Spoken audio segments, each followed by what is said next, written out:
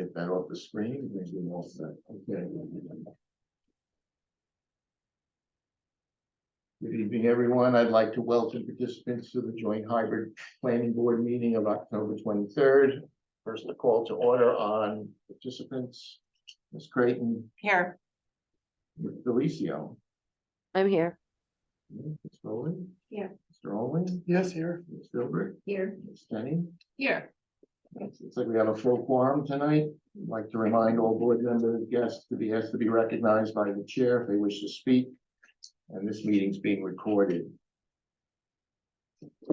First item on the agenda, I have an acknowledgement of receipt of correspondence.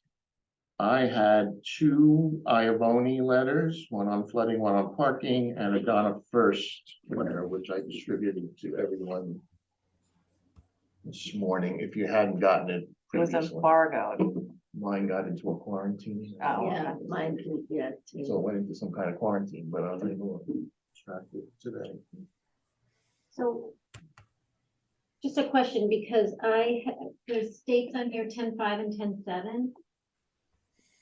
And those are prior emails for Iavani and I then there have was, 10/20 on Iavoni and 10/17 on First. That's about, is that what this? yeah, I'm just saying that the agenda is, the dates are wrong. For the vote 10/20, and I think there was 4 correspondent, 5. For clarity. Gail, is there anything else? Are you on? I missed? Yes, I'm here. And by the way, the dates are not incorrect because if an email or a letter comes in after Thursday of the previous meeting, it's not recorded until the next meeting. Thank Yeah. you. That's just what I mean, there's 5 correspondents. Okay, so I just sorted by whatever I saw from the last meeting forward, so I missed it. Okay, I'll make sure I check that next time. At this point, we have a public hearing at 7. I'd like public comments on any items not on the agenda with a limited period of time. Anybody from the public wish to speak?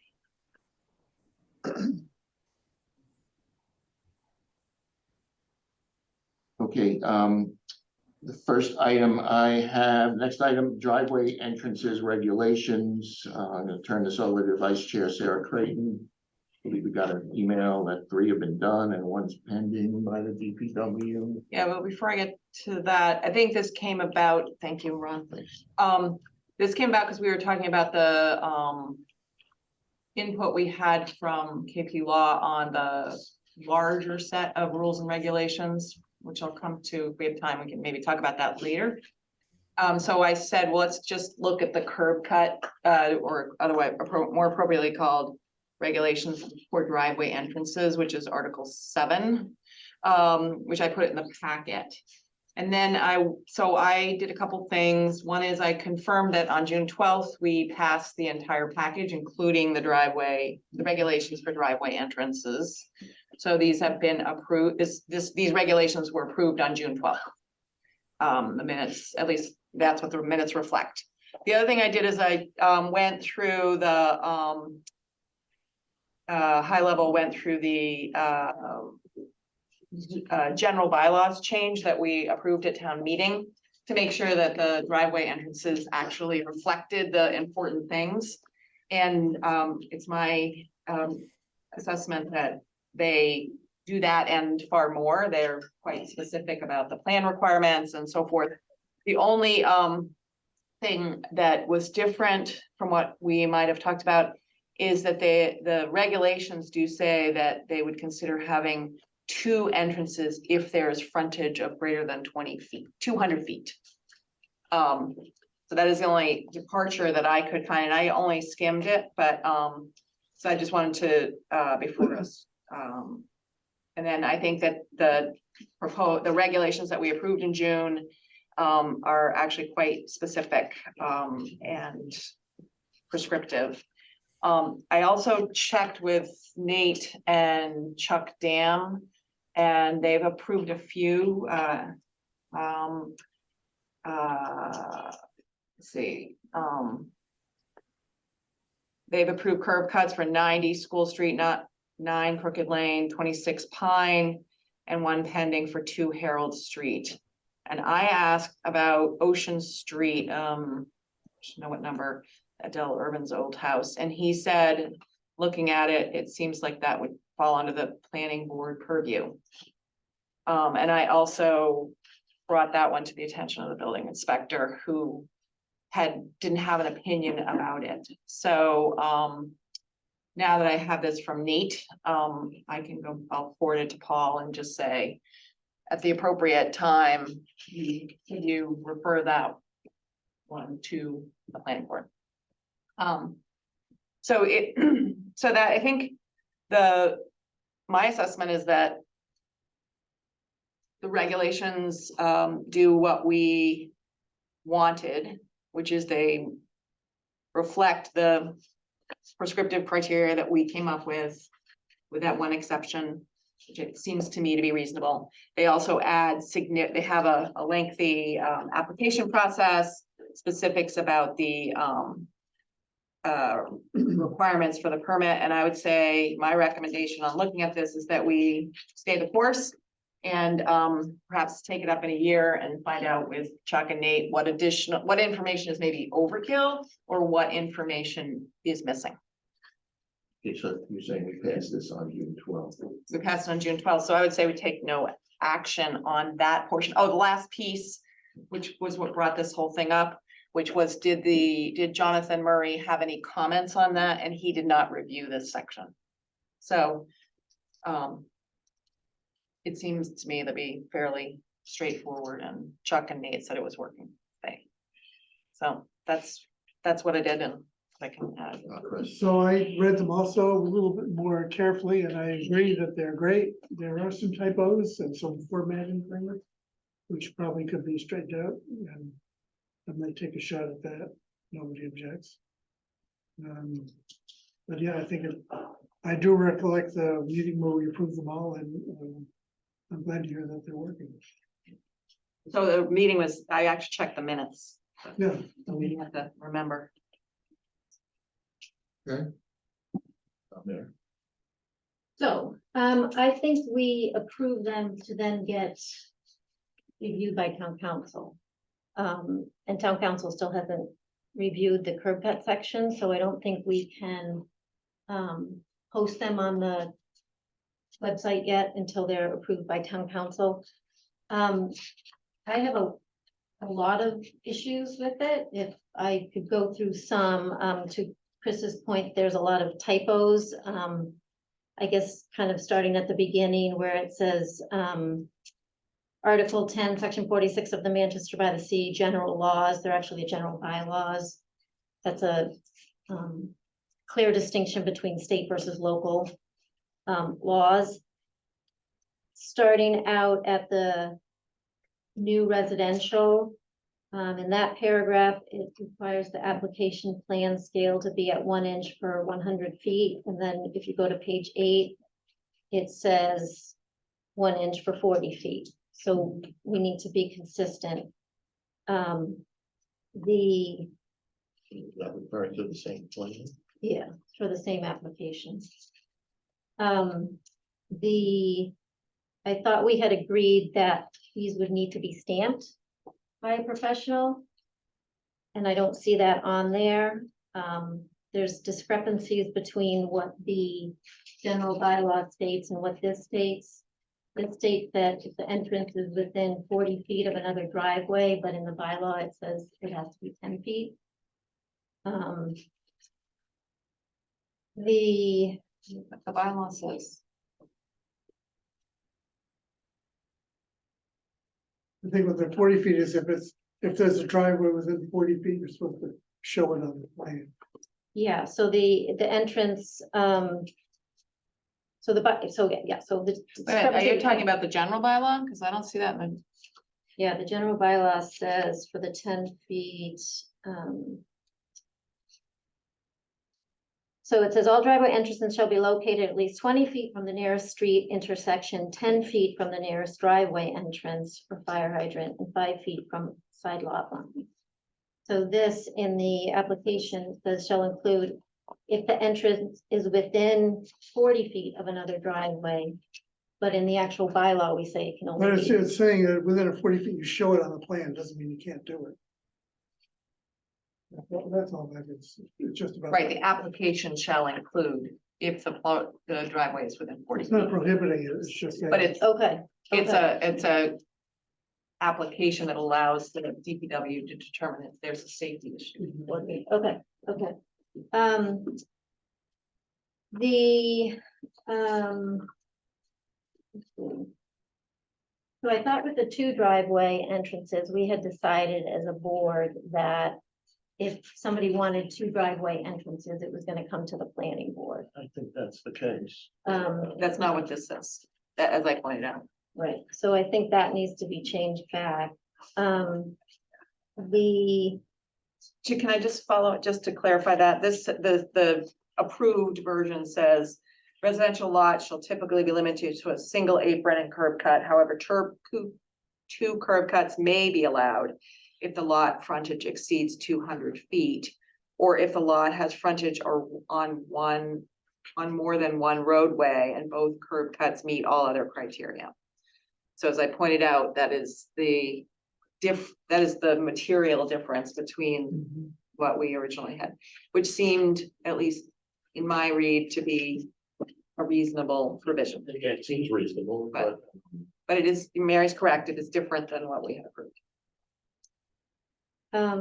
I think, So I said that because it's different than what we had approved. It's different than what's in the general bylaw, but the general bylaw does give us the authority to make regulations, and we have approved these regulations. So we have approved this. We approved this document on June 12th. And it- yeah, I mean, unfortunately, I think it just wasn't a thorough review of it because and I didn't approve it, but I think that would have been discussed. I think, you know, a question to town council, that I would like, amongst other things with this, is that the general bylaw says shall, and these requirements say whenever possible or may. So there's a discrepancy between, obviously shall means must, and whenever possible means discretionary. So I would assume the bylaw is the heavy hitter in this.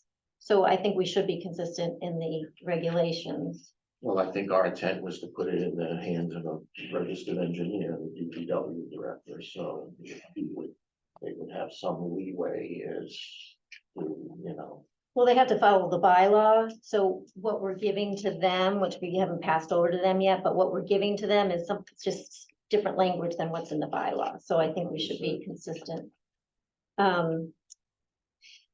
This has a minimum length for a driveway, which we don't have in the bylaw. I don't know if that is something we want to add, we never discussed that. I would add, this is on page 5, that it's saying this applies when there's new driveways. I would add that, or if the driveway was expanded, right? Like if the driveway width or something changes, it would also have to go to the DPW. I think this extent of our entrance is the driveway entrance. So the bylaw says the purpose is to promote pedestrian safety, limit potential traffic conflicts, and control the flow of water onto public ways and neighboring properties. So I don't know if we can control the entire driveway. Well, I just think if you're expanding the width, obviously you could have an existing curb cut, and if you're expanding it, you would have to go. Getting the curb cut, you're talking about Correct. the width beyond the curb cut, you're talking about the actual entrance Yeah. at the street, at the public way. Yeah, so it might not be a new, but it might be an expansion. I see. And then in the body of this, it says, the DPW and the town planner are reviewing the applications to see if they stay within the DPW or go to the, planning board. But then in the documents required, it doesn't have any, set of plans going to the town planner. So I think that just needs to be added. But this is added to the application request, not to the bylaw. Correct. Correct. So that's something that can be done without any, vote. Correct. Yeah. Correct? Yeah, So I you just, can the, do those things, maybe. You could, write them down and, we can try to get some of that stuff incorporated. I think we'd have a stronger, application. Any comments? So one comment just to correct Mary's, I think that it does, the material requirements that are in the bylaw. You say shall in this, it says shall be 20 feet, whatever it is, 20 feet and 5 feet. Page 5, I believe. so just the ones I was referring to, and there might be others, but this is on page 4 where it says, Right, the applicant, the driveways and aprons shall provide adequate pedestrian use and ADA standards. Location wherever possible, a curb cut and driveway shall be located within 5 feet of any side or rear lot line. okay. And 10 feet of another curb cut and 12 feet of the same, that's what the bylaw has, so. And I think, and you are correct that it is also a.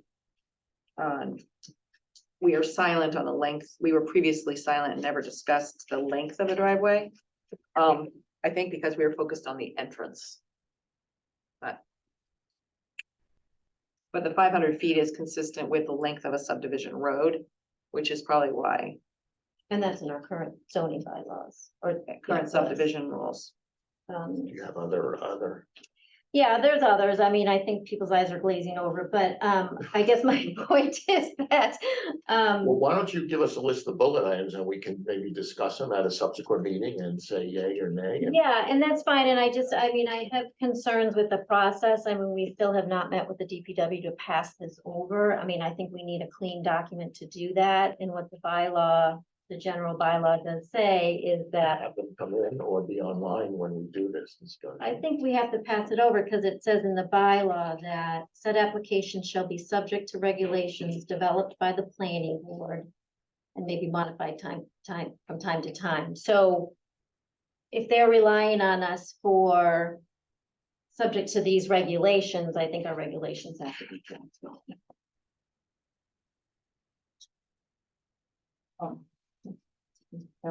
Yeah. I have a question for Greg, if he's on. Supposed to show Oh, up. I think I saw him, maybe not paying attention. He's on. Greg, can you hear me? Hear us? Yes, We held like 5 public hearings on these. If these are de minimis changes or if they are substantive changes to these or any other regs, do we need to open another public hearing? Or Well, I can we think- modify our vote from from June 12th? so you should assemble all your edits and a judgment call can be made whether or not it's de Substantive. minimis or substantive. So why don't we do this, if you can give us, Mary, the list of bullet items and anyone else who has any, we can send them all to. I put them in, yeah, I mean, I Laura. think typos. Did we specifically review the application forms last time, or was it really more the body of the reg? The application form was in the, Okay, but it seems to me that adding the planner is a reasonable. I wasn't commenting on that. There are a few weird Word- inconsistencies on how many site visits and when and things like that, that I think if we were leaving the regs alone and just cleaning up the form, Yeah, it seems entirely that reasonable. we might take that tactic rather than we've already, Yes, yeah, just clean up the form so that it's not inconsistent and is clearer. right. I guess I would, before we spend too much time on it. Maybe get a sense of the board of whether or not the 2 substantive changes are, at least that as I see it, the specification that anything over 500 is limited, the driveway length is 500 feet. Now, that means that the DPW can approve, and then otherwise it comes to us. And the other substantive change is the one about the 2 entrances. For those 2 cases I mentioned, 200 feet of frontage or a lot that would be a corner lot. So if we don't, if those, to me, those are the substantive things, and the rest are, there are procedures, inconsistencies, perhaps, and typos. Any comments on the two? On the 200, it says that if you allow 2 curb cuts, which we're discouraging, that even with 200 feet of frontage, you only need to require that they be separated by 20 feet, which is nothing. Only it's sort of 2 redundant roads right next to each other. So, you know, we might take that up at a future point. I think I'd like to get this to the DPW and have them do the work. And I would be curious after, this is more of a procedural question, but you know, Chuck and Nate and folks are doing it. I'd love to hear after some time, how's it going with respect to maintaining accessible cross slopes in the right of way? That's one thing that I'm quite concerned about in terms of public rights of way, and the ADA laws. The US ADA laws have recently been strengthened around that, so I want to make sure that we comply. And then, you know, a couple of other questions like, when are they doing site visits and how many? Because there's some inconsistency in the form about that. And what do they think is the right time to do the site visit?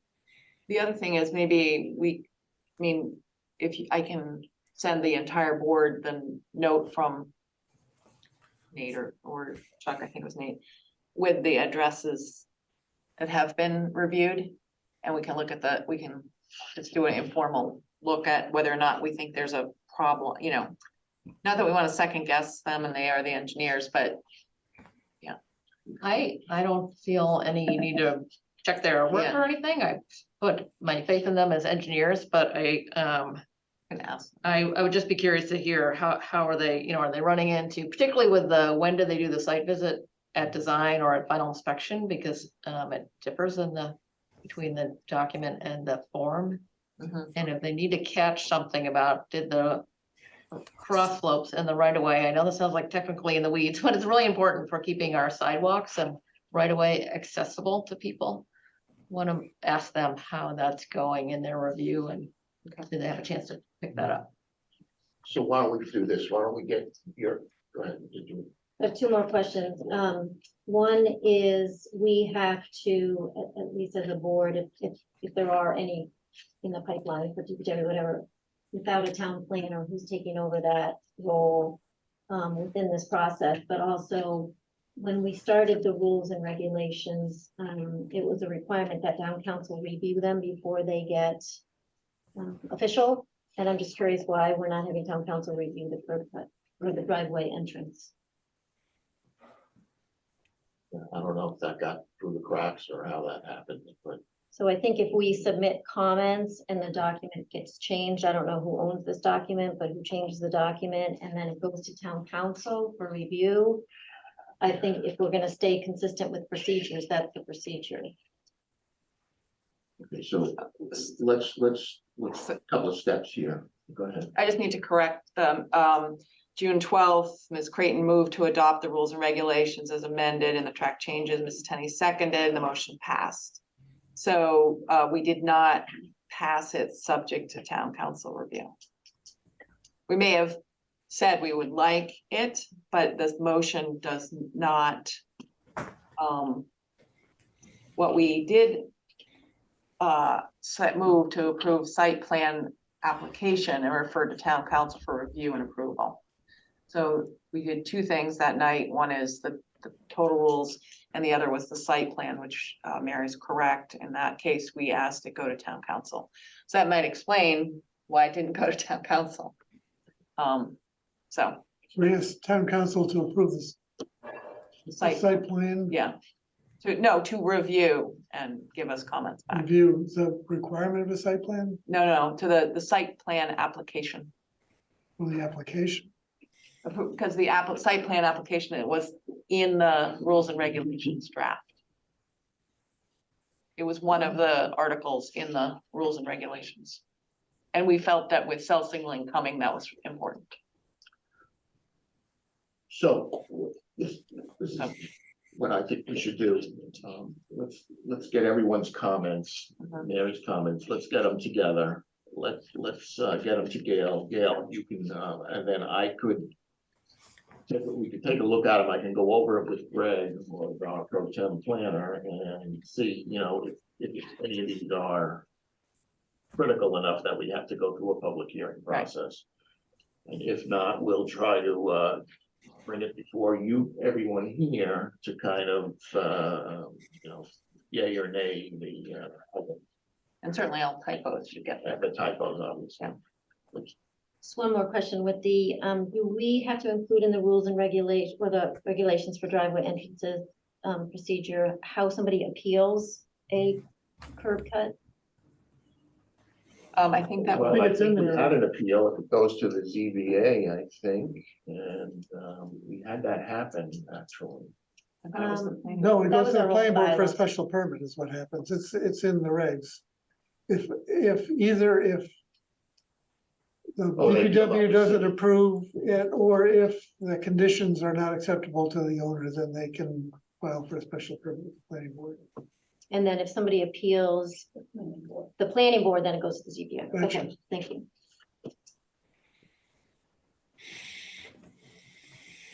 Okay. Yeah, 1 minute. I think I want to take something out of order. Greg's on the line.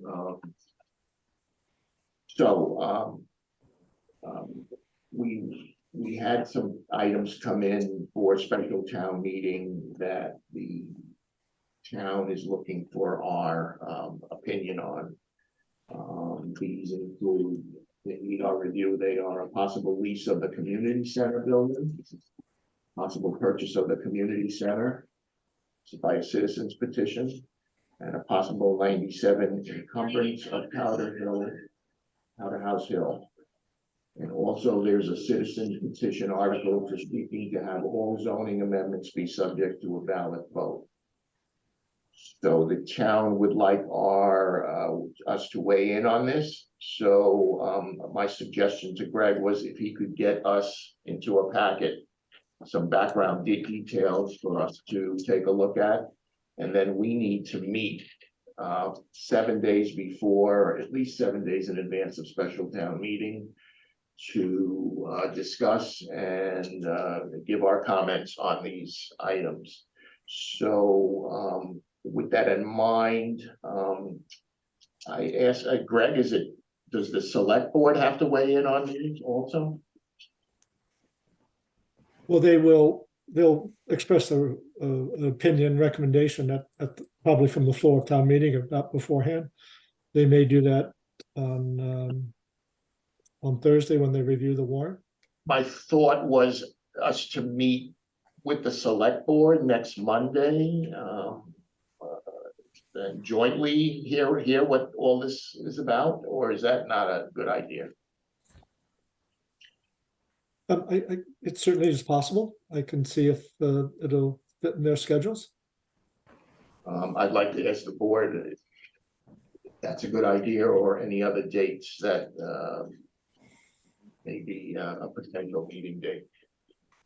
Did Greg just say that the select board's gonna review, will they review the substance of these citizens petition on Thursday?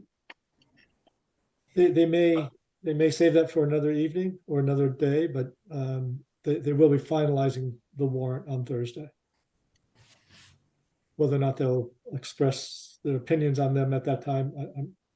I guess we don't have time to post between now and Thursday night for a meeting of ours, anyway.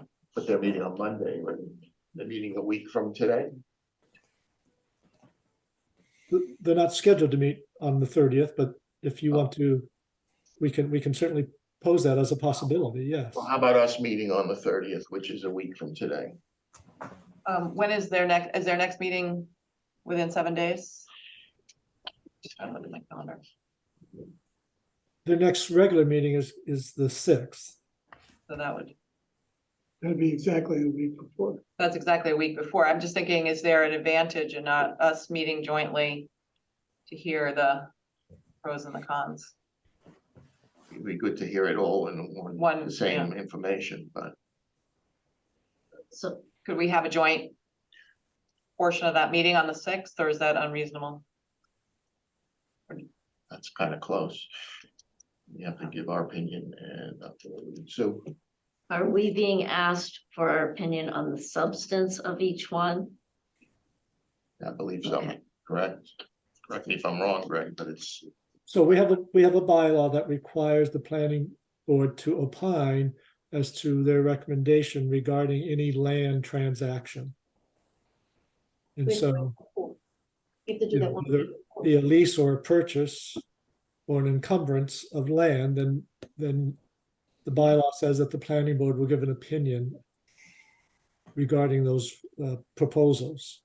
So it's your independent recommendation. But we can try to set up a joint meeting if you would like to.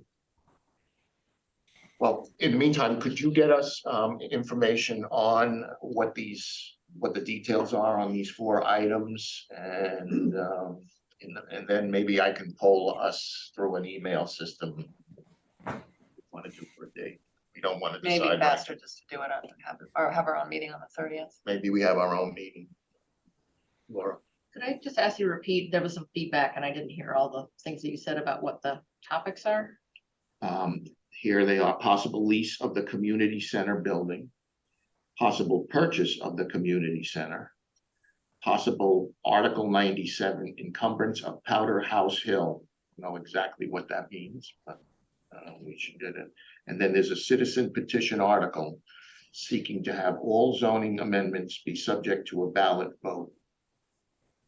So that would be after town, you need some more information. We I would think vote, they're all citizens petitions. they're all citizen petitions? Yeah. Yeah. The petition, the article to lease is not a citizen Oh, right. petition, but the other ones are. Does the lease require us to weigh in or just purchase of land? Well, so a lease does qualify as an interest in real estate, so that technically requires your viewpoint as well. So we do an opinion on a lease and a land purchase. Lease and land purchase. And the Article 97. And then it's Article 97, and then on all zoning amendments to be subject to a ballot vote. So I'm a little unclear. I thought if you approve zoning at town meeting, it can't change for 2 years. Can't bring it up again for 2 years. Maybe I'm wrong on that. Is it if they fail or just if they pass? This would only if they pass at town meeting. This would require a second bite at the apple, if you will, by requiring a ballot vote on the same proposed amendment. Only if they pass. Okay. Can you just give us some background data? I can get that to the board and on these items. Yeah, no, I'm happy to. Can I ask one question? Yeah. Because I saw the article, are parking spaces considered land use? I think that the land that they're on, it's land use. Because I think there's one that is proposing parking on Beach Street, and I'm just wondering if that needs a planning board opinion. That's a select board issue, I believe. It's a That's like- parking. So that's not an interest in real estate. That's just a parking, it's a traffic regulation. It's not a real estate transaction. Thanks. Obviously, you're welcome to opine on it, but there's not a requirement to. Some part of what we're doing. Anyway, want to do that. So, tentatively scheduling something for next month, or we want to wait? Chair, Or- we're gonna I don't, help each other out here. Thank you, Sue. I don't want to be the tail that wags the dog on setting a meeting, but I have some constraints because I'm traveling for work, so. Could you, and I won't be checking email for a few days, so if you could ask us at the end of the meeting or. Maybe we can just. Some point. Yeah. All right, let's bring it up at the end of the meeting instead Okay. of 7. So, okay, thank you all.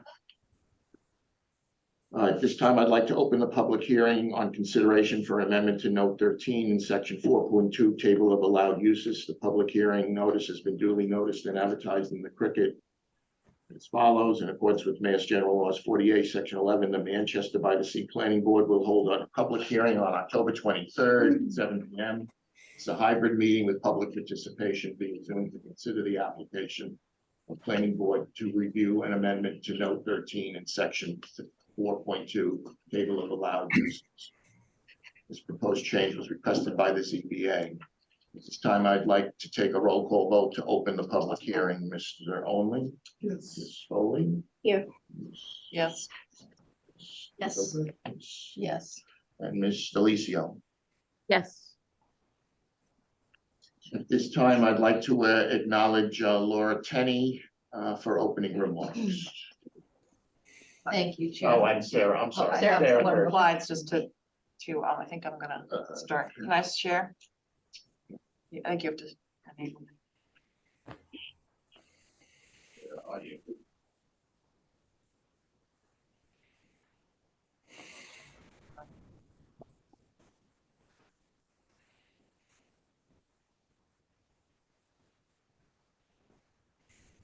Um.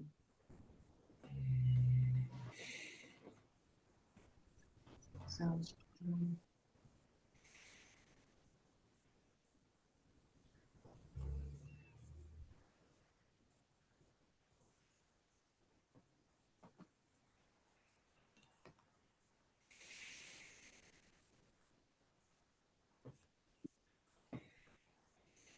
Okay, so. Yeah.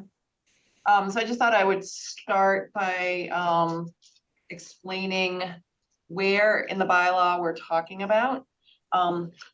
Recently, we streamlined the allowed uses. The presentation of allowed uses, the explanation of allowed uses in each district into a table, which is in section 4.2.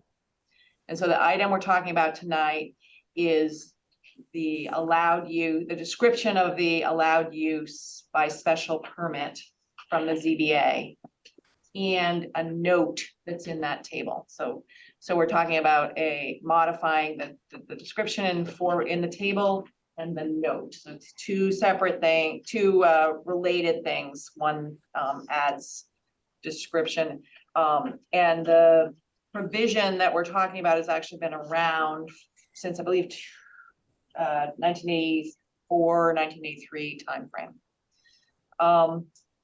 So the current language as it stands today in the table of use says number 7 is part of an existing garage, stable, or other existing structure, family living quarters for an employee of the owner occupant.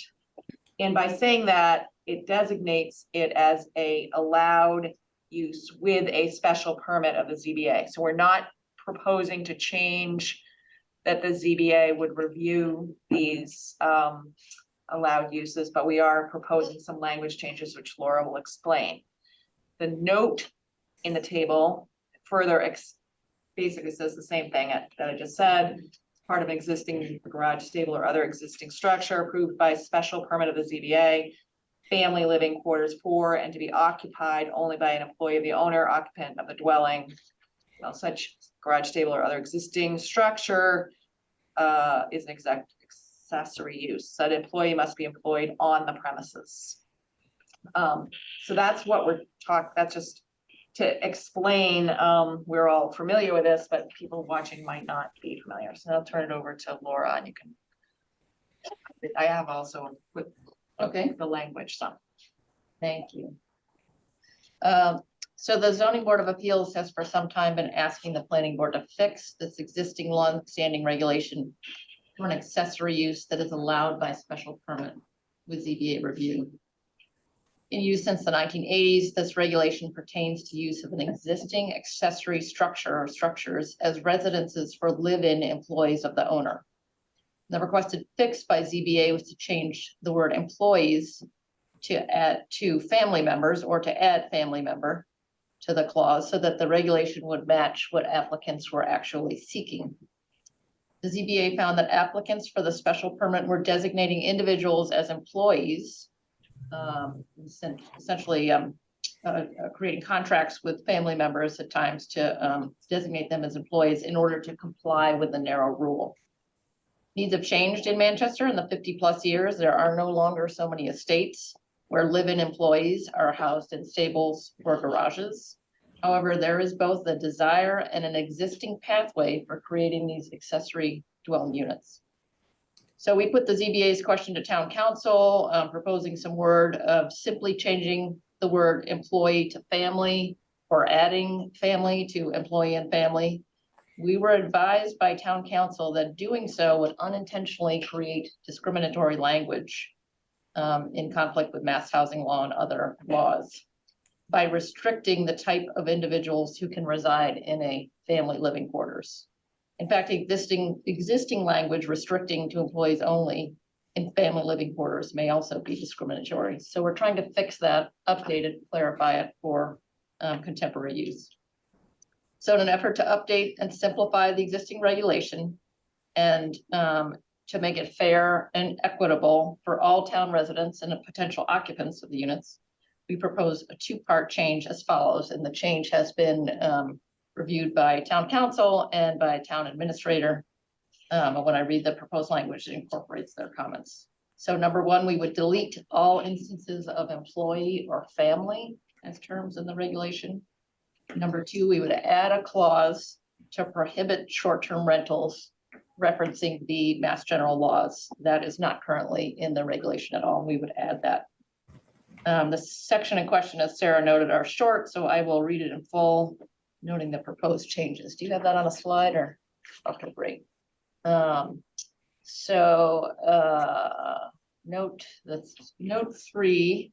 I also have the track changes if that's better. No, I can read it. The lawyer did also just fix some of the grammatical errors in the original language for clarity.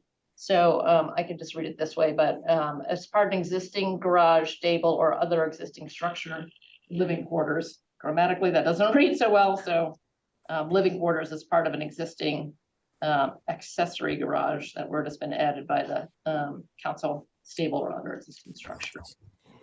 And then note 13, which is what number 7 refers to, which changes it to it just moves living quarters up to the front. So living quarters is part of an existing garage, stable, or other existing structure approved by special permit of the Zoning Board of Appeals.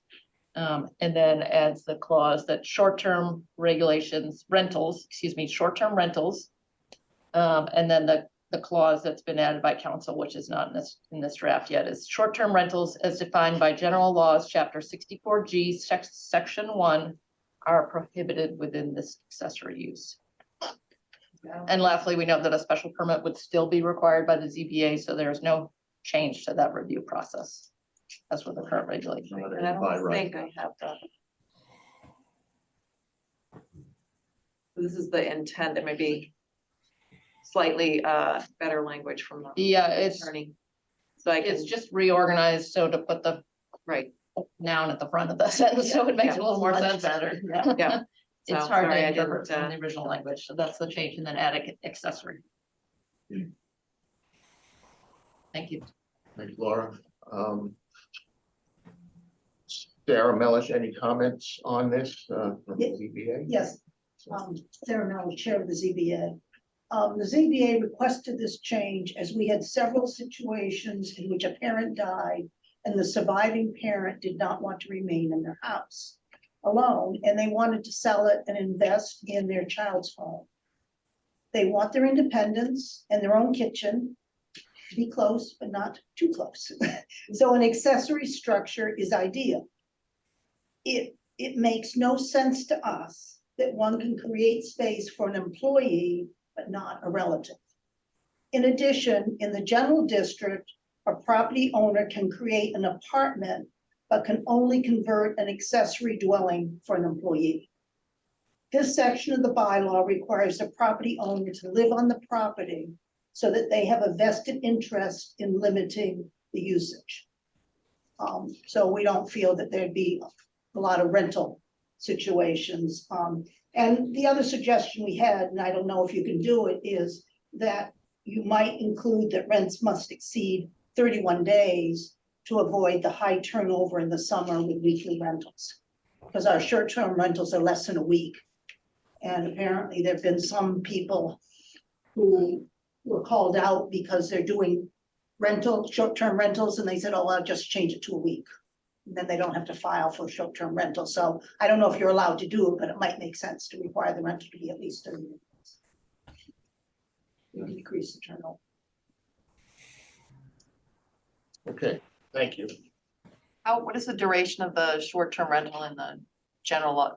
Less than a week. In the state law that. Oh, last comment from the attorney. Let me see what that is. The Mass General Law, that reference is just a definition. It doesn't do days or dates. So we use our general bylaw. So I would actually say we don't reference Mass General Bylaw, we reference our own bylaw.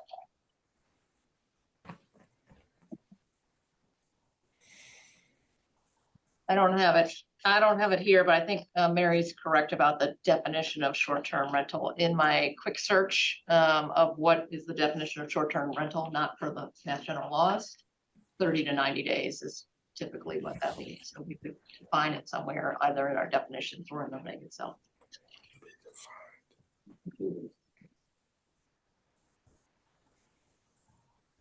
Okay. So at this time, I'd like to open the public hearing up to comments, questions by the audience. Let me remind the audience, respect for all participants, whether you hear or not. No negative personal innuendos or attacks will be tolerated. Please keep your remarks focused on a specific topic being discussed. And please refrain from repetitive questions made by someone else previously. At this time, anybody from the public? Brian, could you identify yourself?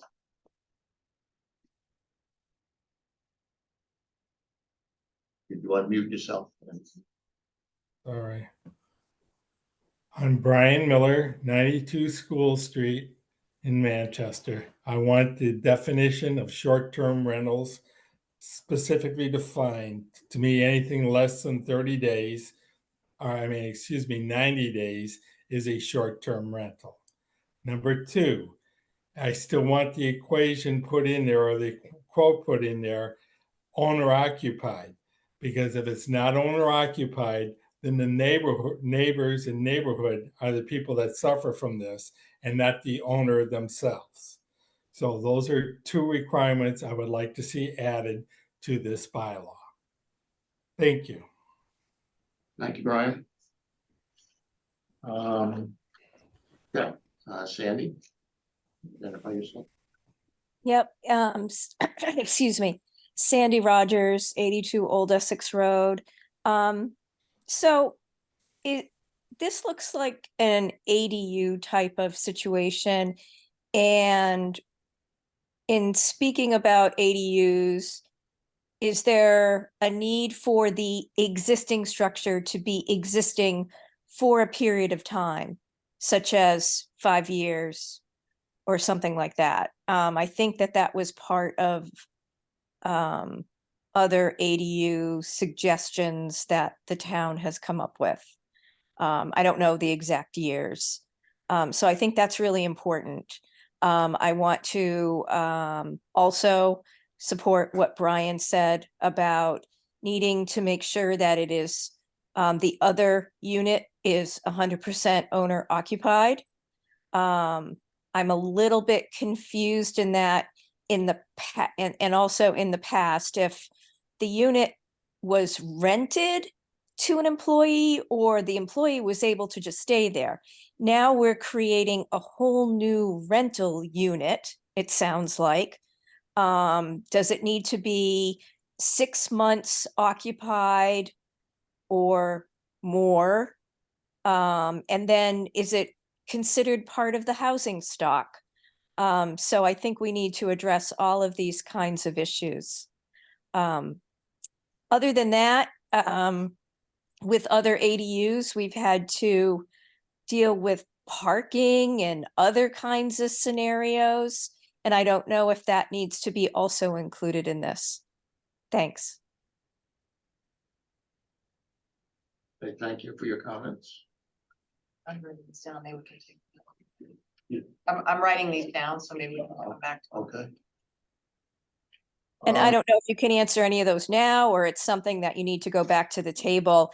And I think that, given that all of those considerations need to be addressed, it may be too early to try to put this to town meeting until you get all of that hashed out. Okay, understood. Don't know the length of occupancy. We can Existence. come back to those. Okay. When do we get other input? Okay, any other input from the public?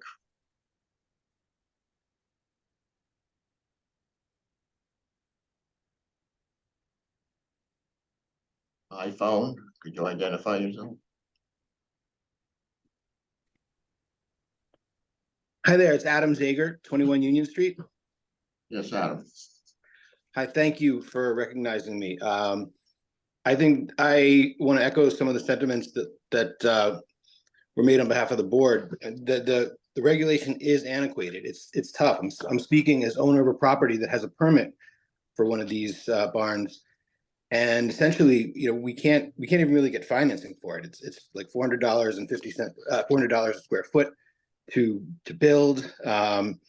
So it's really tough. And I think this is a good change in the right direction. I totally agree about short-term occupancy that has to be addressed, and parking and all that. And I think people need to remember it's part of the special permit process also. So all those issues do get reviewed by the board. It's not like ADUs where we're talking about something that happened as of right. All those issues would be covered in your permit process. So I think this is a really good first start, and appreciate the board's work on it, because it'll make a lot of sense for property use in town. Thank you. Thank you, Adam. Let's see, I don't see any other comments. Greg Federspiel, have a comment? Yeah, thank you, Ron. So I just want to clarify the short-term rental definition that town council suggested adding. So that it doesn't have a minimum amount of nights rented, but it does say you cannot rent it basically on a reserve in advance basis. So in other words, you can't put it on Airbnb or vacation RBO type thing. So the prohibition in the state definition is that it cannot be reserved in advance through the typical online reservation systems or any other reservation system. Okay. I think Brian needs to see that. Brian, did you want to speak again, or is that just a residual hand? No, I would like to speak again. This is Brian Miller, 92 School Street. Two other things. I would like to definitely see a specific length of time put on it for what short-term rentals means. And number two, who is going to enforce this? Every time I've listened and been in contact with the boards have always said that the housing inspector is the person that enforces this. I don't think this falls under the realm of the housing inspector if we're creating this new additional unit.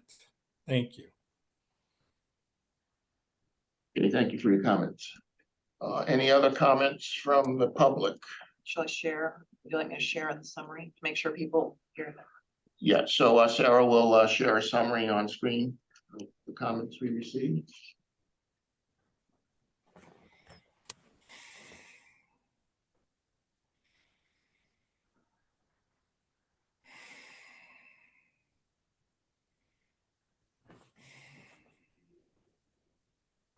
I don't know if it said 5 years. I guess. Okay. That was a suggestion from one of the Okay. people. Parking, did you? Okay. All right, I think you got them. I had any, Laura? Ron, I did find the clause that town council submitted about short-term rental, that definition, so I can read that if it's Okay. So this is Mass General Law, Chapter 64G, defines short-term rental as short-term rental and owner occupied, tenant occupied, or non-owner occupied property, including but not limited to an apartment, house, cottage, condominium, or a furnished accommodation that is not a hotel, motel, lodging house, or bed and breakfast establishment, where at least one room or unit is rented to an occupant or sub-occupant. And 2, all accommodations are reserved in advance, provided, however, that a private owner occupied property shall be considered a single unit if leased or rented as such. So that provision prevents any kind of advanced reservation. Kind of doesn't need the term because it's prohibiting the entire operation. It doesn't give a specific amount of days. It is not tied to a term because it just prohibits Okay. reservations in advance. All right, thank you. Mary? Oh, Sarah, sorry. It concerns me if we refer to the state definition, because that does not require owner occupancy. And I think it's crucial that we require owner occupancy.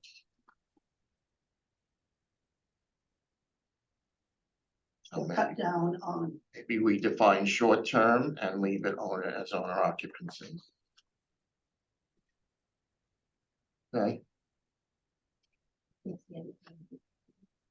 Sandy, you spoke again?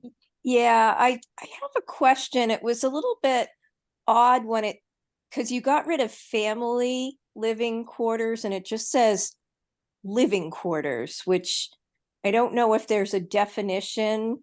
I guess maybe the zoning might know what needs to be in this unit by way of, you know, space or bathrooms or any of that kind of stuff. It just, the way it's worded is a little bit odd, and maybe it's referring to another set of text that's not being presented here.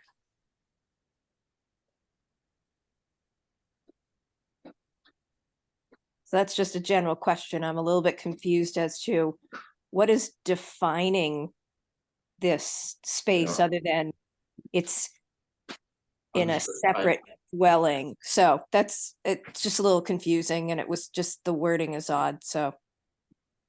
So if I may, I think I can answer all of the questions that were raised, or maybe collectively we can. The first is this considered part of the housing stock? And I think the answer is yes. If it was an occupied unit, it would be a unit in town.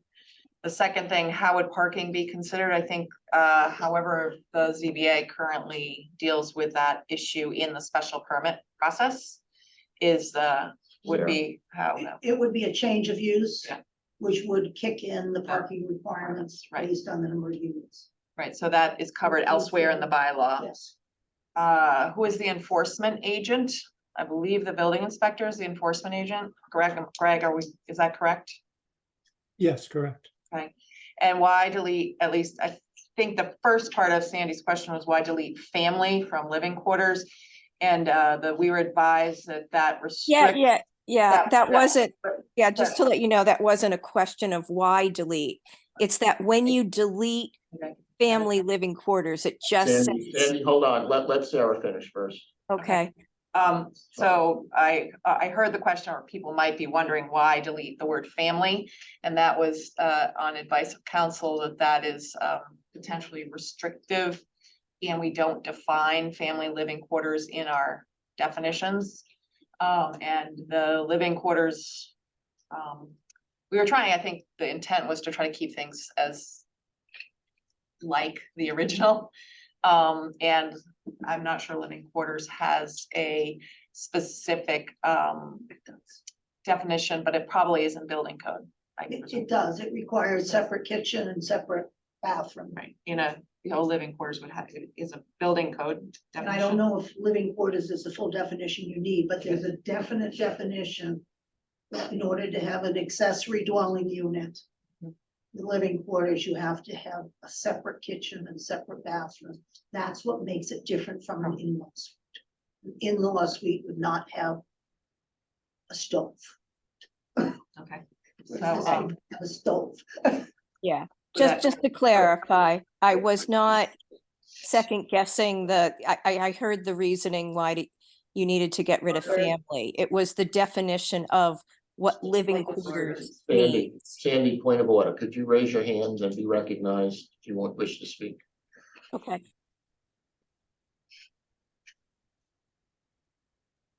All right, Sandy. Okay, thanks, sorry. I just want to clarify, I wasn't second guessing the family. That was articulated very clearly and it made sense earlier. It was the understanding of when you got rid of the line, the word family, it just goes comma, living quarters, and then it doesn't describe living quarters, what that means, and if that refers to another section of what that living quarters is supposed to have, then you might need to reference that. Because it doesn't say what a living quarters means. Thank you. Greg, I was, did you? One option may be, I know he would instead like of one. using the word living quarters, you could use the word dwelling unit, which I believe is defined in the bylaw. So you could just substitute living quarter for a dwelling unit. I was just gonna say that the, Mass Gov definition for accessory dwelling unit says it's additional living quarters, so I think it's a one big circle definition.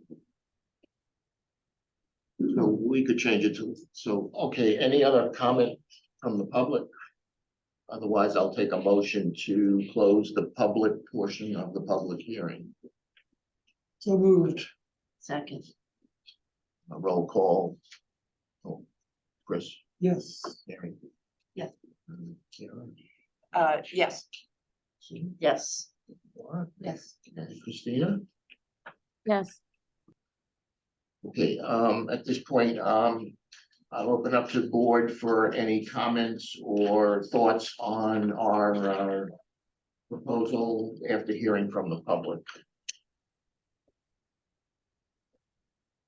For instance, changing living quarters to dwelling units or leaving it as living quarters. Any comments on that, Mary? So, oh, just on that or? Just on any, just. Yeah, I guess my overarching issue question is, we have an existing ADU bylaw. So I don't know why we would have two ADU bylaws. I think we should try to either incorporate into one. Or at least have discussion on that. I think this started out as trying to, from the ZBA, trying to find a solution to when people really weren't an employee but wanted a family member to live on site. And now it's morphed into allowing an accessory dwelling unit attached or detached with really not a lot of requirements around it as we do in the other ADU bylaw. So we don't have size limit, we don't have owner occupied, we don't have has to be within an existing structure. There's just a lot that we don't have spelled out parking requirements, things like that. So I think if we're gonna have two ADU bylaws, we should add some meat to this one. And with the people's concerns, I think it does make sense. Well, again, I would prefer to have, one ADU bylaw, but there has to be strong definition around number of days for renting, because each 10 of these does require then an affordable unit to stay in compliance for affordable housing, so we should be cognizant of that. The owner occupied piece and make sure the parking is spelled out. Okay. Any other comments from the board on this? Any No. changes? I would point out in response to Mary that we have two existing ADU law bylaws now. And the one where we were proposing with all the meat on it was by right. As long as the CBA is reviewing this with a special permit, I don't think we have to do the ZBA's job for them in defining exactly what they need to approve.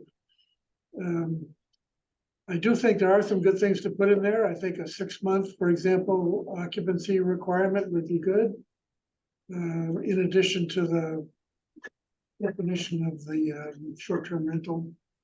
I don't think we need to do anything about parking because it's covered under the change in use. I think the years in use for an existing structure, I think is arbitrary. But maybe we could say 3 years. I don't know, maybe 1 year. Maybe it doesn't matter if you're gonna build a new house and you want an accessory unit for your family, whatever, go get the special permit to do it. And yeah, I agree that let's call it a dwelling here instead of living quarters, just to be consistent. Laura? I disagree on adding parking. I think that it's already in the review of the ZBA through the special permit. I don't think we should belabor parking here. I think it's inconsequential whether we call it dwelling unit or living quarters. As Mary pointed out, the language kind of somewhat circular, refers back to us, back to itself. And I think the intent of this for clarity was to keep it as close to the existing one, fix the grammar and take out the discriminatory parts of it. So I would be, I would lean towards keeping living quarters. I think it's fine, and but I don't feel strongly enough to get stuck on that piece. I do take issue with defining how long an existing structure needs to exist. I think that's arbitrary. And I take issue with lengthy controls on what a short-term rental means, 6 months and over. I think we're just really limiting how we can provide housing in the town, and I think there's a need to. So if we, from my point of view, saying short-term rental and referring to the Mass General Law here in this bylaw is enough. If we feel like we need to add somewhere else in our definitions and our regs, what that limit is on a short-term rental in terms of term, let's do it in one place so that it applies consistently across, that we're not defining each regulation. We have 2 ADUs on the books right now. I agree with Chris that if we're doing a by right one, that is a different animal. This is a special permit. We've had it for 50 years or whatever it is, and let's clarify it. Let's make it grammatically correct, and let's put the guardrails on about short-term rental units, and then otherwise make it not discriminate. Thank you. Anything on owner? Go ahead. I guess the other reason I think, I mean, Laura sort of touched on this in her remarks, but I think times have really changed. And also if 2 identical homes with identical carriage barns or whatever sit next to each other, and one is owned by someone who has an employee and the other is owned by someone who does not have an employee, then there's a lack of equity there as well that may be very much, may in fact be illegal. But it certainly, we can agree, I think one could agree that those are inequitable if all things being equal. So I think the change is needed, and it's a great opportunity. I also agree that the ZBA will oversee parking and the requirements. And I think that they can also interpret existing. And it says existing, so that seems to me to be something that's on the ground, but I'll let the ZBA decide that. And I think that I was gonna suggest that we add the Mass General laws and our relevant short-term paying guest. I believe it's part of the general, our general bylaws. That we reference that, and so if the town feels that short-term paying guest bylaw of 6 days is too low, then that should get changed there. Not having the planning board or the zoning opine about what should be in a short-term paying guest bylaw. So I would say we could reference the Mass General Law and the short-term paying guest as defined in the town bylaws. General bylaw. General bylaws as a sort of belt, or wherever that provision is. So that's my comments. And there's owner occupancy, you said kicks in automatically. This is automatically owner occupied situation. No bylaw was. I don't know what you did with this one. I don't know about that, but Meant to be on the record. okay, so any other comments? So it sounds like we want to just. Ron, Christine, I have my hand up. Christina, sorry. All right, I'm just not feeling well. So my concern right now is that without the timeline, and I completely appreciate what we're trying to aim to do, without putting some timeframes around when these are built, you know, the setbacks for an accessory building are different than the setbacks for a dwelling unit or a home. So without recognizing that they're different in a lot of districts, I think we're not addressing that boundary that people are expecting. And the ADU is in place, the existing one, you can't change the entrance, and you have some, you know, language and ability to chime in where people's entrances would be, but this doesn't address that portion at all. And I think that's concerning, that this doesn't have to be an existing building, and it can be built as an accessory building, not as a dwelling unit, and then converted to a dwelling unit and not comply with the setbacks. Thank you. Okay, thanks, Christina.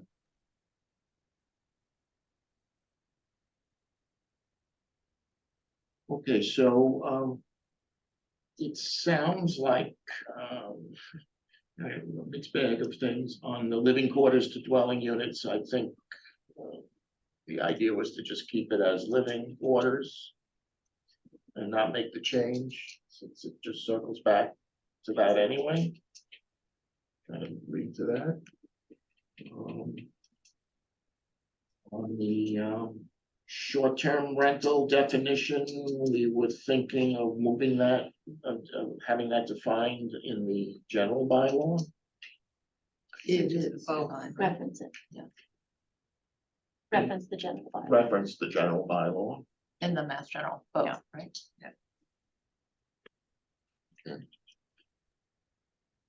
Ron, can I just ask a quick question? Aren't they at odds? I think the Manchester says less than 6 nights and Mass General Law is silent. So there's gonna be a conflict right off the bat.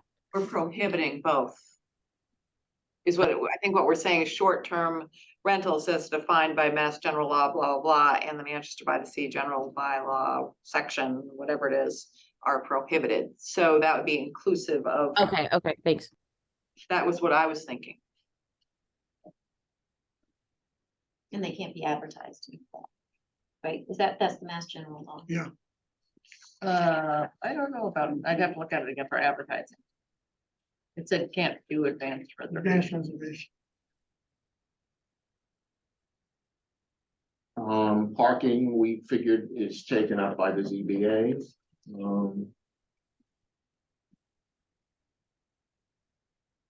Short-term rental definition, we just talked about, existing length of occupancy.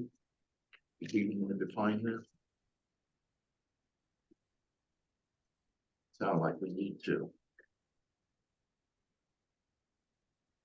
Sarah, have you have a sense from your, you probably don't know what happens to these after the. What we're seeing is nothing's being rented. It's going to, it's family members, and I think the only time they're rented is ones created long ago for employees that have been lost in the woodwork and now being rented. But I certainly think that in order to have this viable, you need to make sure you're not doing summer rentals. You need to say 6 months, because otherwise you're gonna have everyone doing summer rentals, and I think that's what people object to. Mhm. If you do 6 months and you're talking about somebody who's there. You know, if you have a family member, you're not gonna be renting it anyway. Should it say, oh, go ahead, But it's not family. with the chair. Yeah, We can't say, we don't want to discriminate, so we can't say who gets to occupy, could be a family member, Right, could be a non-family member. But also, I think we're prohibiting the short-term rental outright, then we don't need to define a term, it seems to me. Because we've just prohibited it, You're prohibiting 6 days under the town bylaw, and any advanced reservation. but you're allowing weekly rentals for summer. Well, the other thing I was gonna say was that you might have a situation where one family member rents it back to the other, you know, the parents trying to help pay the mortgage of the child, so that's not really our hunt, right?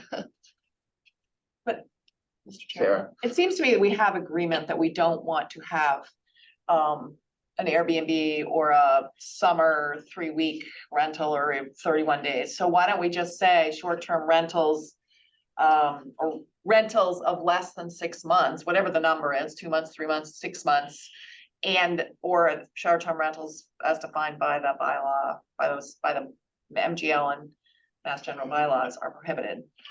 You know, or something that's even that, you know, it seems to be a fairly big sticking point for people that, so maybe we should be prescriptive. Even though we. Yeah, Yes, good. Clarifying question, because I think where we were starting was trying to find that somewhere else, so we're not defining it in different places, different ways. I mean, we Right. just went through this with the curb cut, you know, how many feet here, how many feet there, we're one consistency. Does our other ADU that's already on the books speak to short-term rentals at Not all? now. No. We talked about. Okay. So It, it requires it to be the house to be owner occupied. There's no restrictions with respect to renting.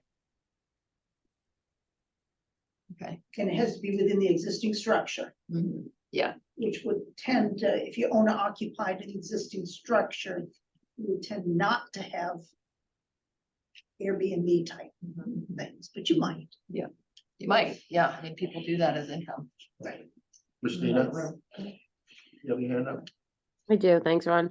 I know, I just feel like this is kind of rushed again, and I feel like there's gonna be things that come up, but 2 things that come up in my mind right now are curb cuts. I would like to see, you know, no new curb cuts come out of this, and then I foresee, you know, down the road, one of these units being sold or sold as a condo.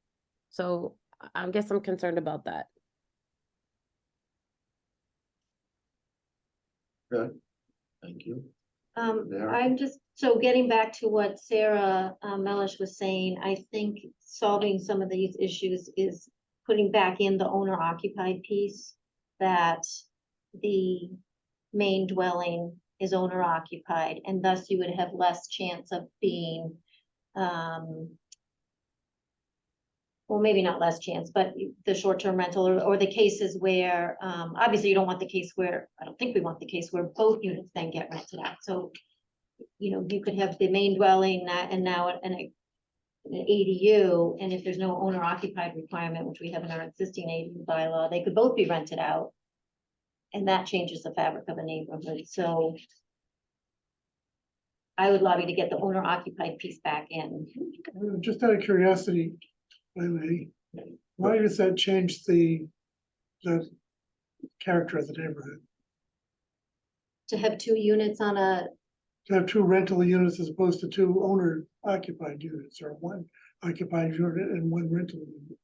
it's turnover, it's not knowing your neighbors, it's, you know, I mean, everybody could have their own perception of that, so I don't need to answer that piece, but it definitely, if you have 2, if you have rentals, it can change the character. So I'm just saying, I don't think we're going down the path that we want now 2 rentals on one piece of land. How can you tell if one you have, if the house next door is rented or owned? Without asking them? I don't really think that's what we're debating here. I think it is. You talked about neighborhood character, Mary. So what is it about character that changes?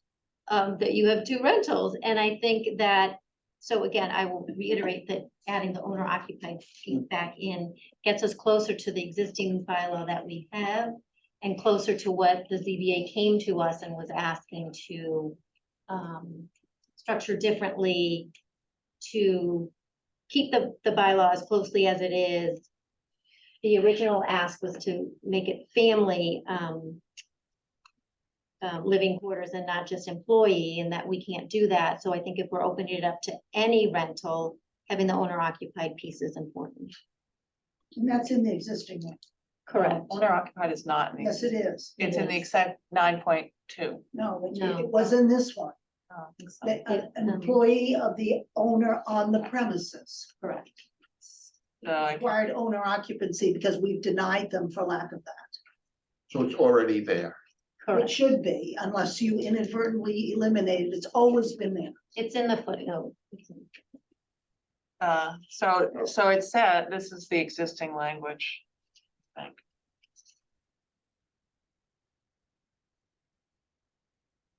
Family living quarters for,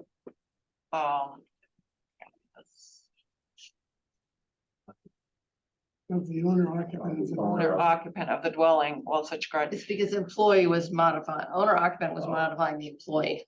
right, That's why we struck that clause out. You can't Where's be, the track changes? of the owner occupant, okay, I see. But okay, We'll leave that in. well, We're not closing that out. well, it had fallen out. Mr. Chair. This. yes, we could say, we could call the, could treat it to a tenant of the owner occupant, if that is a sticking point.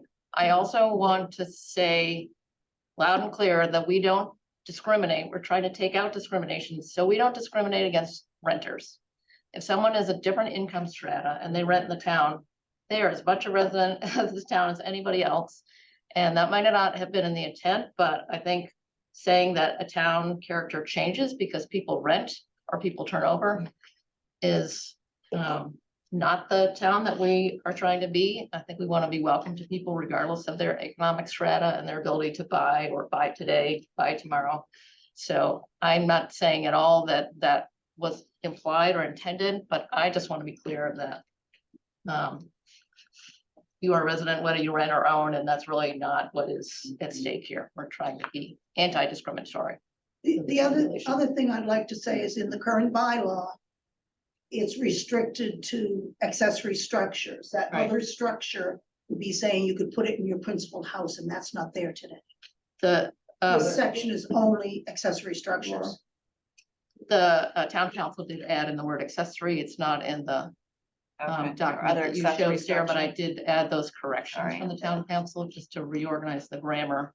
Yeah. To add accessory in both clauses. So can you just, I'm sorry, can we just take a second and make sure I get the Could what you- town council has said? Laura, can you just read it out? Yes, I Out can loud, read, please. this is what town council gave us before, Yeah. so number 7 was living quarters Yes, as part of an existing accessory, new word, garage, stable, or other existing structure.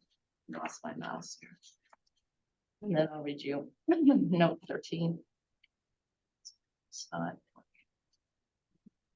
Ron, I just have a comment to make that if those comments were directed at me, yes, you're taking it completely out of context and not what I stated, so.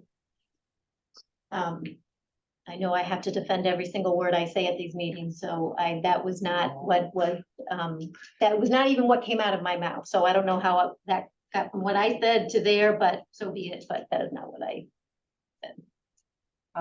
I'm sorry, an existing accessory? Do you want me to read note 7? Yeah, sorry, read it. I'm sorry, I couldn't find my mouse. Okay, living quarters. Yeah.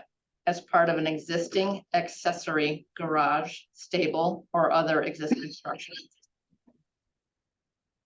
And then note 13, Mhm. living quarters as part of an existing accessory garage, stable, or other existing structure. and approved by special permit of the zoning board of appeals. Short-term rentals as defined by general laws, chapter 64G, section 1, are prohibited within the accessory use. I'm just giving us what the town council gave, not any. General laws, chapter 64G, comma, section 1, comma, are prohibited within this accessory use. Okay, and I'm adding in and Manchester by the Sea. I'm gonna share. Yes.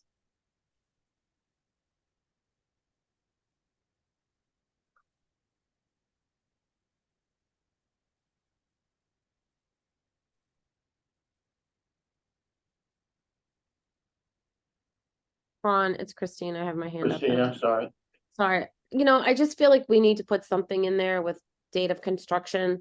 Someone can't build something and then turn around and it not meet the setbacks and claim, oh, we didn't mention it. So I do feel like we need to say something to the effect of anything built, prior to the last 5 years is grandfathered, but within the last 5, it has to be within the current zoning setbacks. I mean, otherwise people are just gonna, build this and claim it was an accessory building and have no compliance with the setback. Right. We want to take the issue, Mr. Chairman. We want to take the issues. I think we have some disagreement about, I think we have agreement on, my sense is we have agreement on these changes. We have agreement on the, not implying that we have agreement on the change as a whole. Do we want to take the issues that we heard and take them one by one and see if Yes, we want let's to? get this nailed down so we can send it on, or both send it on. Okay, I'm gonna stop sharing and bring up the other. list. These are the issues. Questions. If I can share again, I'll just make sure we have the issues.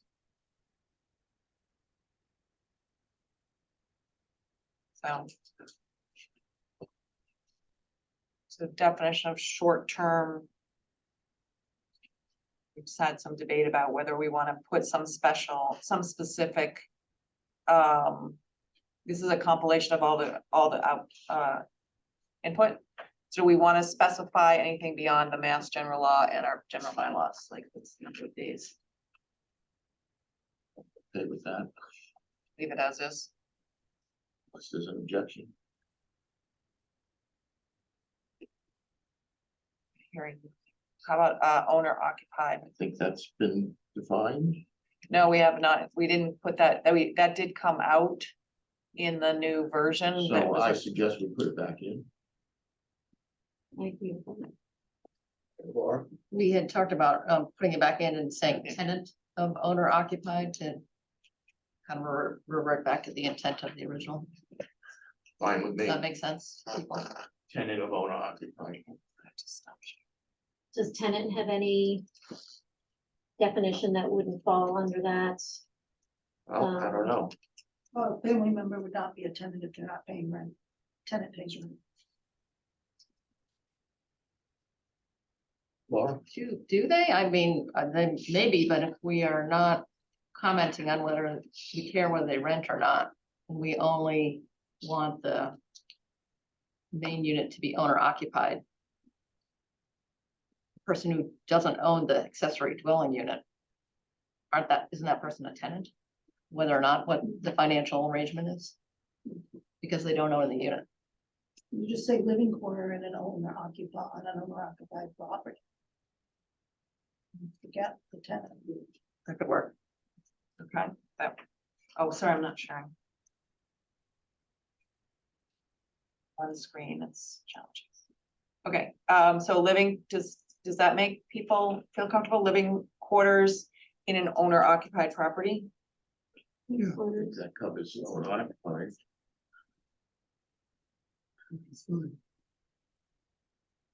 No, I'm just, yes, yay, nay. it would have to be repeated here.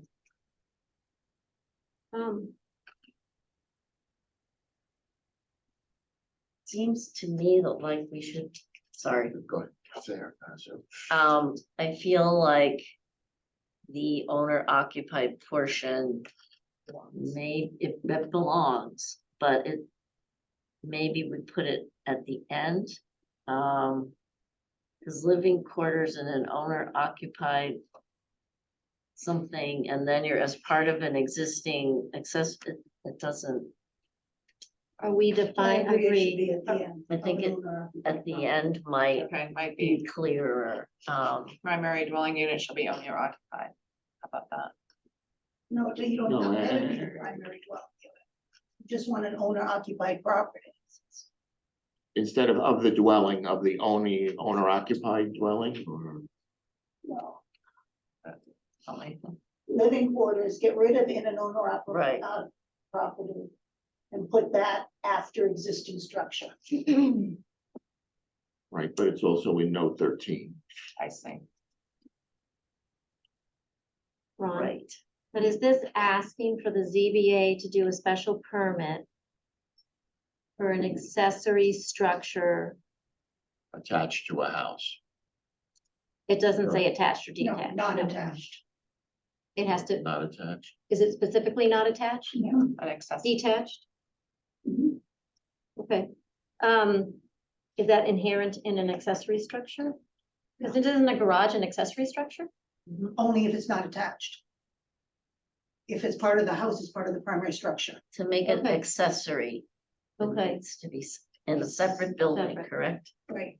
Sorry. No, yeah, but my original point was that this is asking to get a special permit for being able to rent out an accessory structure. If the accessory structure becomes the owner occupied structure, that is not being rented out. Oh, the main structure is owner occupied, I think that. No, Well, Sarah was just saying property is either. owner occupied. Right, the Yeah. whichever unit the Yes, owner right. occupies is not for us to determine. Exactly. Right. Okay, So that's if you have a small point. apartment that you want to. I own, but I want my children to live in the Big house, right. that would still qualify. But when you go for the special permit, are you going for, I want to rent out my house? Or are you saying I want to create a new accessory dwelling unit and rent it out? We're doing a change of use to allow living quarters in an accessory structure. Okay, We're just not living talking quarters. about renting, we're not talking about Right. anything. You We're wanna- not talking about how it's used. It's Exactly. just allowing a residential structure in an accessory, a living quarters in an accessory structure. That's all the ZBA does.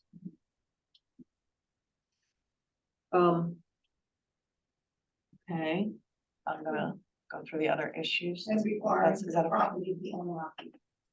And that would be a condition of the special Special permit. permit. Okay. The next issue was, so we did owner occupied existing structure for a duration. Does anybody want to?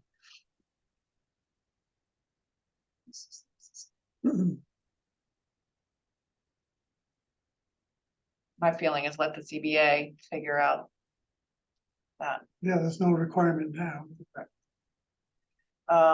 That's the problem. That's a The problem. problem is your existing bylaw says existing structure and it doesn't say existing when. Yeah. And I think the original intent was existing whenever that bylaw was changed. But it wasn't written in there, so we had one that came before us that had been denied a couple of years earlier and we had to approve it because there was no definition of existing. So. So one member of the public, oh, sorry. So just to sort of do both sides of the argument. I understand the setback concern expressed by Christina, but this is a special permit, which we trust the ZBA in reviewing these. So, I mean, if someone builds something new and they build a new accessory structure, what are the downsides of also allowing them to take an advantage of this, as well as people who have owned homes for 100 years, or, not owned a home for 100 years, but it was built 100 years ago. You understand my Yeah. point? Hopefully. So what are the pros and cons of allowing this for a brand new build? I guess the one that I can see is the one that Christina mentions, which is this is a way around the setbacks. So, that whether we think the setbacks are right or not, is immaterial, we have them. And so, I guess if I were on a ZBA and somebody had a new garage coming, then I'd say, well, yeah, it's clearly a resident, you know, it's not like it. So I think that's if we think the setbacks have value for, they're there for a reason, then someone who's had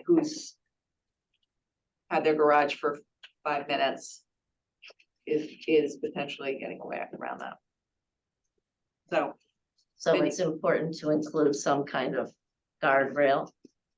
Or- That's, you asked what is the reason, that's the Right, one I right, can see, right. whether it's This is, important or not. this would require some more time to go in this. Like it, Go ahead, Laura. The existing laws have been on the books since 1983 or something. It's dealt with existing accessory structures. We're just keeping the same accessory structures. Things will change over time. There might be an occasion when somebody builds a garage and then their parents get ill and, 6 months later, they want to turn into a dwelling unit. Life happens, right? But I think we just need to allow the regulation to be clarified to exist in the same way it was existing before, but taking out the discriminatory language that regulates who can live in the structure and just allow it to function and allow the ZBA to do their work. I think it's been working. We're just sorting out the parts that are not legal, adding some constraints to do the short-term rental thing, to disallow that, and then the ZBA will, in their good judgment, review the special permit. I mean, someone will build a garage and perhaps they will have a grandchild or have a parent who gets ill and need to make a change, but I think that's okay. Yeah, and I agree with Laura, and I think if the garage were 3 feet away from somebody else's bedroom, I suspect the ZBA would We trust them. create some condition about making that happen, so. Yeah. All right, Sarah, what's next? So the other things that came up is Mary said there are not enough requirements there, we talked about parking. I don't know if there are specific requirements. The one that Christina mentioned was to prohibit a new curb cut, but I'm thinking that our driveway application would then say that it has 2 for the property. Yeah.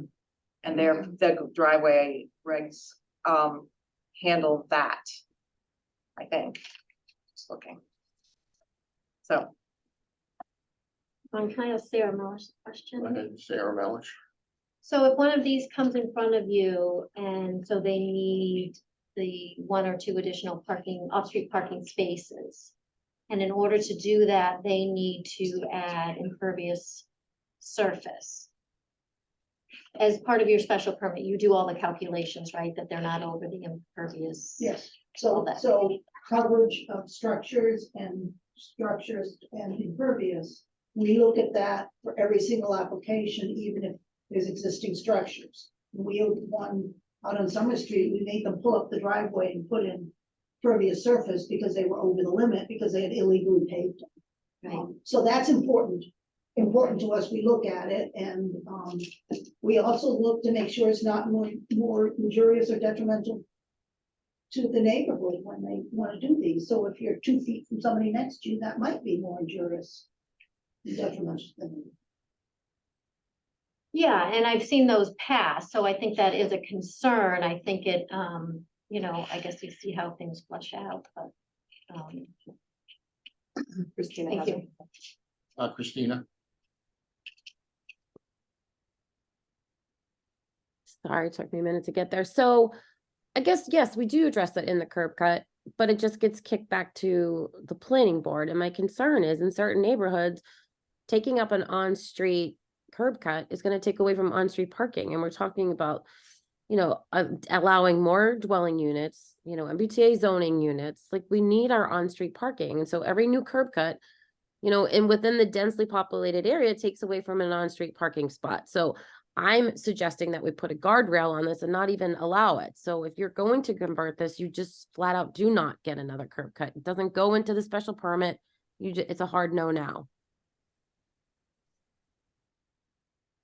Okay, you wanna add that comment? To be clear, the ZBA does not do curb cuts. No, I understand.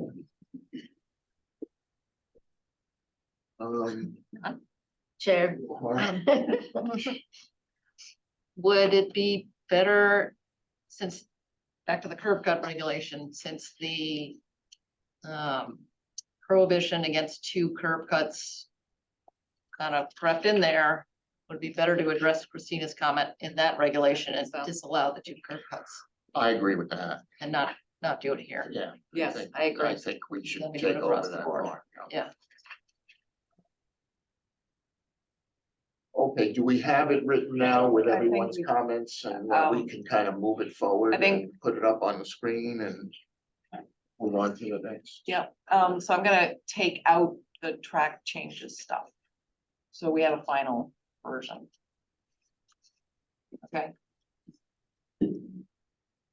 And I don't know the section of the general bylaws, so You'll add those we'll in. have to add that. I guess. So It's not on the the screen. use table is living quarters as part of an accessory, It's not on- exist, it's not on the screen. oh, sorry. I better save this. Here we go. Okay, it's saved. I'm sure it's saved. Okay, living quarters as part of an existing accessory garage, stable, or other existing structure in an owner occupied property. That's the allowed use and it require, and the table indication says special permit. We're not changing that. Note 3 is living quarters as part of an existing accessory garage, stable, or other existing structure in an owner occupied property approved by special part of the zoning board of appeals. Of the dwelling, well, that does, No, that what doesn't is make it? Yeah. sense. Yeah. Fix The that. town council helped Yeah. us rewrite Yes, that what- grammar. Yes, So please, you want me to read that? yes, please. Let me reread that. And also owner occupied, we could hyphenate that. Yeah. Would be clearer. 7, no, Yep. 7 also. Okay. So note 13. Living quarters, Mhm. comma. As part of an existing accessory garage, stable, or other existing structure. No comma. No comment. No comma there. No, actually, I guess there should be comma. Yeah. Well, then no, there shouldn't be a comma. On an owner occupied property. You could say as part of an owner That's occupied clearer. property. And you got 2 as part of. Oh, yeah, That's getting okay. confusing. True. On an owner occupied. Yeah, on is good. property. Too many drafters. Sorry. Okay. Good. Okay, on an owner, so let's see, other existing structure, on an owner occupied property, and approved. And approved. Well, that's what he had before, but we put in owner, so let's see how this works, and approved by special permit of the zoning board of appeals. Mhm. Period. Delete the next, you're kind of repeating it, delete Right. that. Right. Okay, delete that sentence. Thank you. Now, short-term rentals as defined by Master General Bylaw. Well, that's right, MGL. Okay, yep, 64G, Section 1, and You wanna- MBTS, yep. Just to see. Are for the prohibited, chapter. one more clause at the end, are prohibited within this accessory use. For town council. That's good. Christina? Thanks, Ron. I guess, to reiterate, I feel like, as usual, planning board, we're kind of bringing this in under the wire. So like the problem that we're trying to solve here is that family members want to live on the same premise as their family.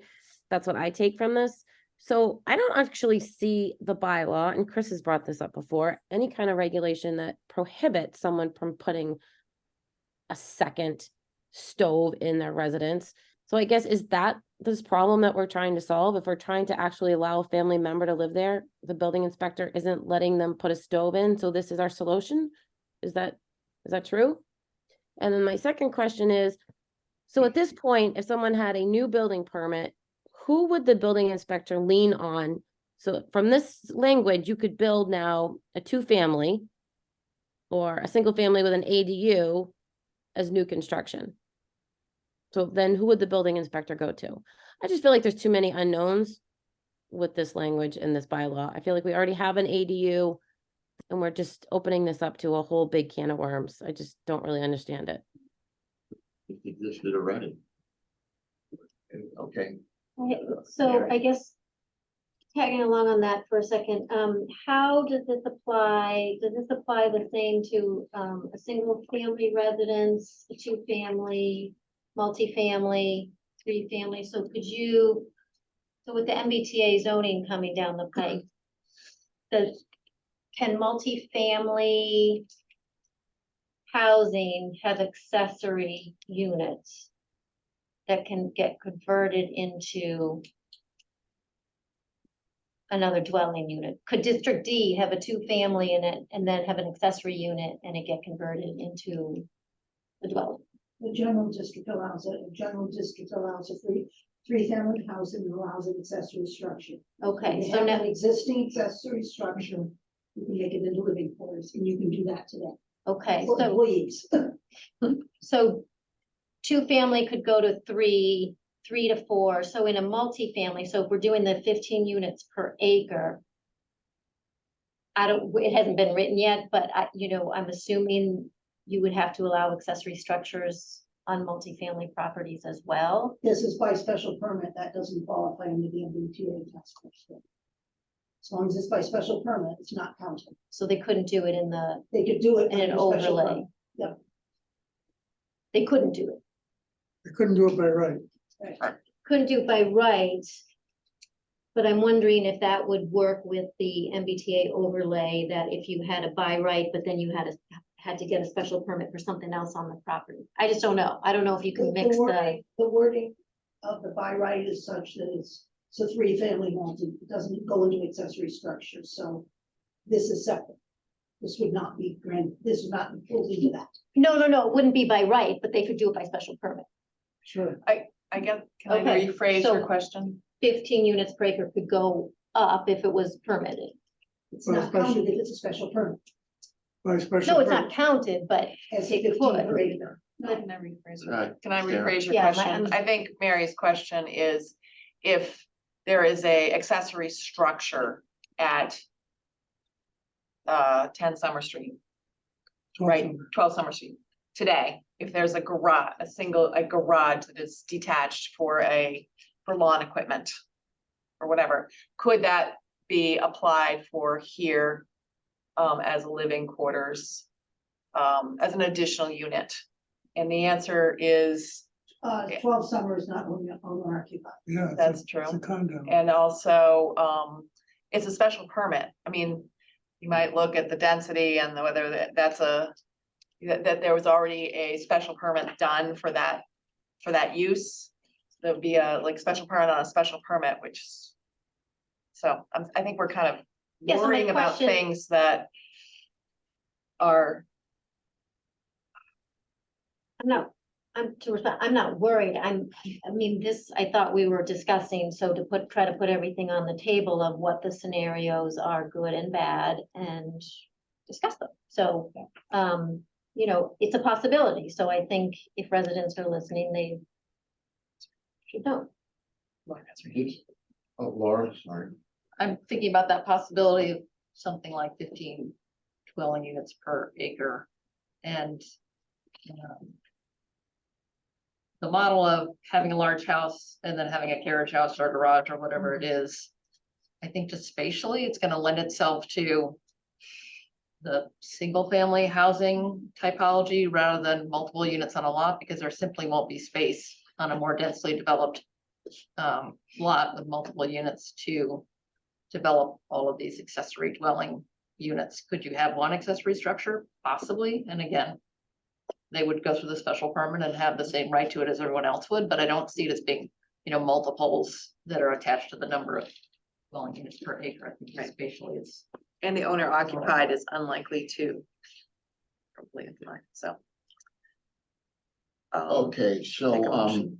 Christina, Right now, we do not limit the number of accessory buildings, so I think we should limit the number of ADUs. so this was just to change the language to an existing special permit law to make it a fairer thing for people, and now, There's a lot of I think things. we're getting into the weeds here. And I think we've kind of crafted, go ahead, Sarah. No, go ahead, finish your thought. I think we've kind of come to consensus on some language here, which is a little stronger than it was, and I think we should move forward and not, these things are not really coming to the ZBA they haven't had any, so I mean, I don't think there's gonna be a line up the door Yeah, for this, so, 5 years. I don't know why we're, anyway, go ahead, Sarah. can I just reframe Christina's question? I think she's saying, if I have a large property with 5 existing carriage houses, could I put 5 of these units? And I guess I go back to, let's let the ZBA figure out if there's a significant detriment to that. That's my opinion. So I think you could try, an applicant might try to do that, and I mean, if there was a giant piece of property with several existing buildings, but And can I add something to this? I think we're forgetting that the new special permit criteria and the standards that we've adopted put an onus on the ZBA to do a very careful job in reviewing these. And we're protecting the neighborhood, we're maintaining open space, we're doing all these things that need to be considered by the ZBA in granting a special permit. So I don't see this as a great opportunity for developers to come storming into town and overwhelm us with ADUs. It's not gonna happen. Mary. I will be the naysayer in this, that, I guess first, we haven't had a lot of these applications because it's been for employees, and if we change that, I think there will be more applications. I think that if we're missing some of the, language in here, that it would get denied by the ZBA, I think it would get easily appealed, and so I think it's quick and easy to say, oh, this will never happen, or the ZBA has all this control over with the special permit. But unless there's specific reasons why it would be denied that could stand up against this bylaw, it would get appealed. So, in this scenario, obviously glass half full, looking at it from my point of view, and I think a lot on the board look at it glass half full. So I think that, residents just need to be made aware of all of the scenarios, and hopefully we've done some of that tonight. So, I mean, if you pay your mother $1 to live in a place next door to you, is she an employee? I don't know. What's the definition? She should have been paid lifelong. all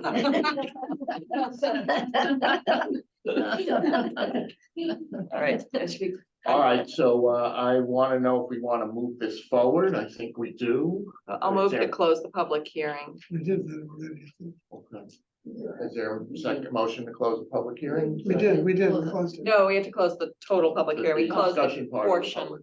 We put the public portion, we have to close the Sorry. full portion before we voted, I believe. I, Sue? just one typo Oh. type thing. Yeah. So actually you should put chapter before 64. There's like a chapter signal, right? Signal. You can just put a big C period, but C yeah, period. and then the town bylaw, I think, for the short-term paying guest in homes, that's the one we're looking Yes. for. Is Article 10, Section 20C, in Roman numeral 10. Good research. Section what? 20C. But Dot C, dot C. large C, little c. Oh, large C. Great, thank you. Okay, there's been a motion to close the deliberation part of the public hearing. Is there a second? Second. All those in favor, a show of hands. Closing the public. Closing.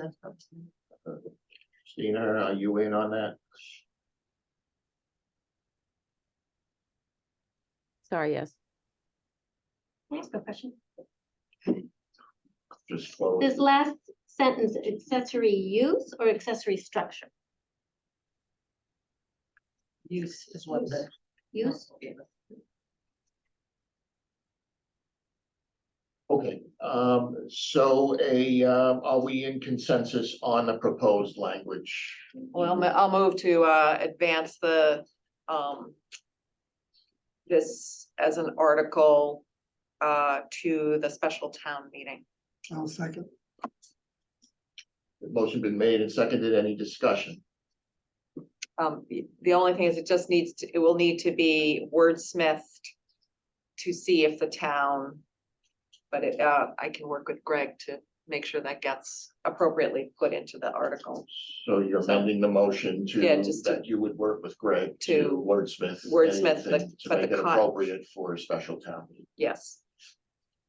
Any objection to the amendment? Go ahead. Just a Laura. question, when we say wordsmith, we're just replacing. No, it will say to see if the town will amend table 4.2, section number 7, line 7. Make sure I'll put all that surrounding it all. But what we're seeing here is. Is- what is we're the- yeah. proposing For language, okay. Correct. Any further discussion? All those in favor moving forward, Chris, Yes. Mary, No. Yes, Sarah, Sue, Yes. Laura, Yes. Christina? Nope. she said no. She said no. And the vote, the chair votes yes. So we're moving it forward 5-2. Thank you. Cell signaling technologies discussion. So, I don't have much to say other than, I put in your packets an application, to the ZBA that the applicant made to, regarding the height, variance. And according to Sarah Melish, they'll be holding a public hearing on November 15th. And they will have a site visit or a site walk, and I did the math, it sounds like that would be November 11th at 9:30. They plan to put cell signaling first on their agenda as they have a very full meeting. Board members are welcome to attend. But I guess the restriction, there'll be no deliberations, only questions allowed are respect to understanding on the location of buildings. He's asked. Any comments or ideas on the application? Comments from the board? It's actually in the ZBA's hands, so. Just the 11th is Veterans Day, did you know that?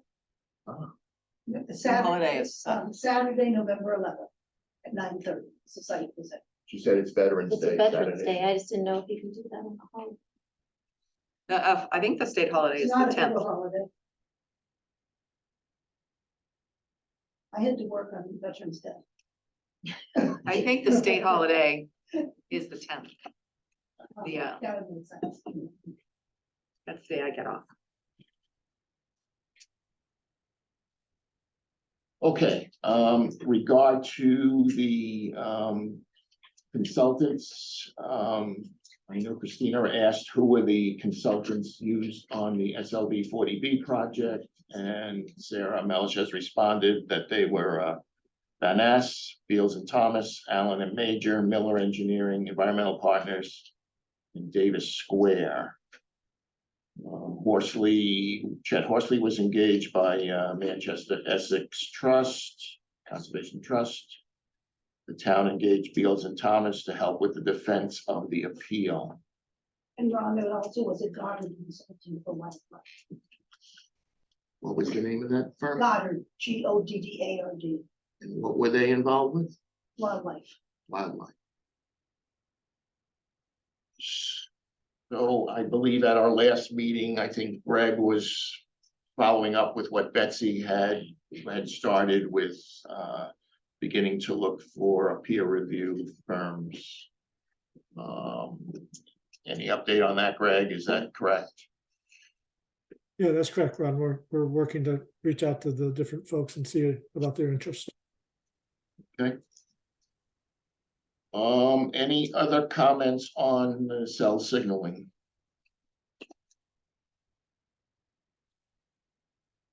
Okay.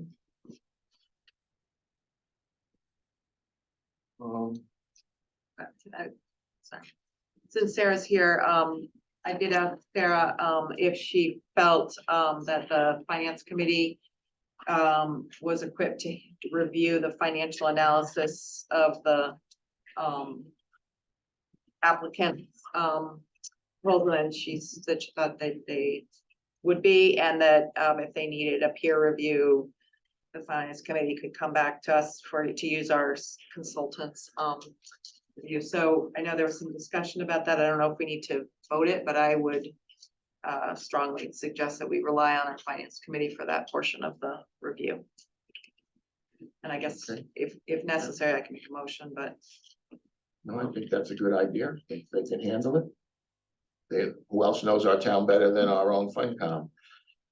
Well, and it would be working with the town departments. You know, we have liaisons to each of the town departments, so the liaison will be working with the town departments to validate that the numbers provided by self-signaling agree with their numbers. Yeah. Because you're really talking water, sewer, infrastructure, police and fire. Police and fire. Yeah. You know, the schools aren't an issue. It's in daycare. Christina? Thanks, Ron. I guess the reason that we use, and one of the reasons that we use consultants is to relieve ourselves of some of the liability. So relying on the FinCom is putting ourselves in a position that, you know, we're going to come back if we miss something. I just don't understand why we would use consultants for other things and just say, let's check this box with the FinCom. I mean, we have a lot of specialties on our board ourselves. So I really just don't know why we're getting pushback on this. It just doesn't make any sense to me. We're not checking a box. We're doing an in-depth analysis of the financial study presented to us. I was actually speaking to the board, Sarah. Any comments from the board on that? I'll make a motion that we have the finance committee take the review, lead the review of the cell signaling applications, financial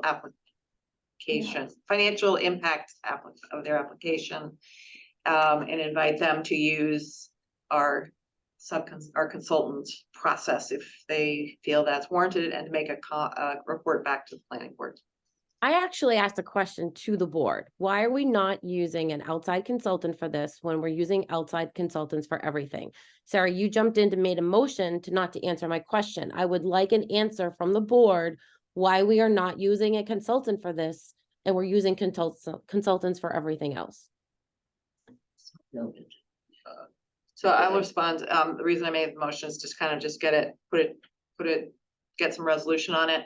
And I think we are using a board that knows the finances of our town better than a consultant would. And a consultant would have to go to the FinCom, get all the same information. And I certainly have faith that the finance committee who handles 30 or $40 million worth of oversight and annually, has the expertise to take the first crack at the review. So, and why we are, and I think that's different than at least my personal knowledge of stormwater or for example. Ron, if I may. I think everyone has explained and expressed that we've never had a project like this, and, you know, hopefully our town will never be able to absorb another project like this. So to say that the FinCom has experience in this is just untrue. They haven't had anything like this. We're not allowing the building inspector to oversee this project. We're going to hire someone. So these facts just don't, if they're going to have the first crack at it, that's perfectly fine. But we still need to have someone lined up to oversee this and confirm it. That's what we're having consultants do. So I don't understand why, again, we're getting so much pushback on this. We've never seen a project like this before. We should have an independent consultant to relieve some of the liability. And I agree that they can do some of it, but we should have an outside consultant double check it and make sure it's accurate, that we're not missing anything. I don't understand why we would not want that. I think the bill, go ahead. I think the FinCom is qualified. I think they know our town, and if they get stuck, we can push on a consultant. My opinion. Mary? Through you, can I ask Sarah, did the town have a outside financial consultant for the 40B project? No, the finance committee did start it. So no outside for that? No, SLB presented their financial analysis. The finance committee disagreed with it and did their own financial analysis, and that was primarily around the schools and the infrastructure. But the information that any consultant is going to use is going to come out of DPW, fire, police. And we're more equipped to get real answers from them than an outside consultant is my opinion. We deal with their budgets every year. This is not rocket science to us. So you made a motion. Is there a second to? Ron, I actually have one final question. So Yeah. Sarah, they are actually presenting a variance to you, and then, you know, a few weeks later, you're going to review the financials. I just would like the board. I do think this is, you know, could be perceived as a conflict, another reason to obtain outside financial consultant.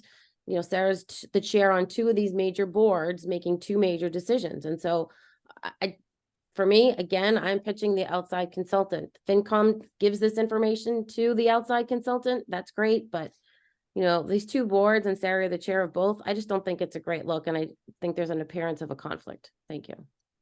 Point of order. Yes. Calling out the character of a chair of two boards. And that's something that if she does want to do that, that should not be done in here. I think it was a conflict. She was Point calling of it a order. So that's your hand up. Thank you, Sue. I suggest either Christina makes a motion to hire an outside consultant, or we continue with Sarah's motion to use the FinCom. Let's one way or another. Again, Sarah made a motion. I'm waiting for a second. Second, Motion's been made a second. Is there any discussion? Greg, you have your hand up? Thank you, Ron. I just want to make the comment that, again, the applicant will be providing a financial impact study by their hired consultant. So a peer review would be to take that report and basically verify whether or not it meets sort of professional standards. That's typically what a peer review is doing. It is someone in the same profession who is reviewing someone else's work to see if they have followed standard procedures and have made, whatever assumptions they've made are reasonable and their conclusions are justified. It's a little different than having our finance committee also take a look at what the impacts might be. So they're really two different functions here. So having a peer review of their financials is fairly straightforward and not a heavy lift.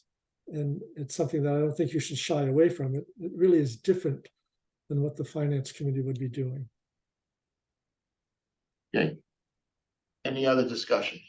Sarah? I think my intent of my motion was if the finance committee feels that they would like a peer review, as Greg describes it, they could hire somebody to do that. That was understood. I think. So it's been any other further discussion on the motion? Laura? May I ask a question to Sarah? Yes. Do you have a peer reviewer that you would call upon if you needed it? And did you feel the need of it in, say, the 40B process in the information that was presented? No, we didn't use a financial peer reviewer in the 40B process because we did an in-depth review of the financial data provided to us, and we used multiple sources, including developers, and determined that we reached a different conclusion. And I would expect this would be similar. I think this is not as complicated because it does not include the schools, and the information with respect to the schools is sometimes more difficult to guesstimate. So may Laura? just to further that, so if you reach a different conclusion in this project, what would be your next step then? We would provide a report to the planning board. That would be our obligation. Okay, thank you. Any other comments before we vote on the motion? Okay, I'll take a roll call vote to have the FinCom be the review the applicant's financials. Yes. Yes. Sarah? Yes. Mary? Yes. Chris? Yes. Christina? No. And chair votes yes, it's a 6-1. Thank you. Thank you, Sarah. Yeah, you are. Thank you, Sarah. MBTA Communities Multifamily Zoning District Update. Chris only. Okay, so a week ago Saturday, we had our first community open forum. It was held on the town common in front of town hall. I think there were probably 50 people there, which was Actually, there were 70. 70 people there. Right. So it was a much better turnout than we were expecting. The donuts. That was the. No, that's always help. And we had some really good questions from participants, and it was very, I think, very helpful to the task force. We also staffed a table yesterday at the carnival that got some feedback from people with younger kids who are going to the carnival, which was interesting. I got a little sick of watching the Pharaoh's thing. It was also cold and windy, but that's another whole thing. The town has hired or is about to hire the consultant to help us with compliance models. See if we can get to to comply with the state mandate. And their work will be starting probably in the next few days. We're pleased about that. There will be kickoff meetings sometime in the next 2 weeks, where the consultant will make a presentation to the task force, the planning board, and anyone else who'd like to tune in. And I'll let you know when that happens.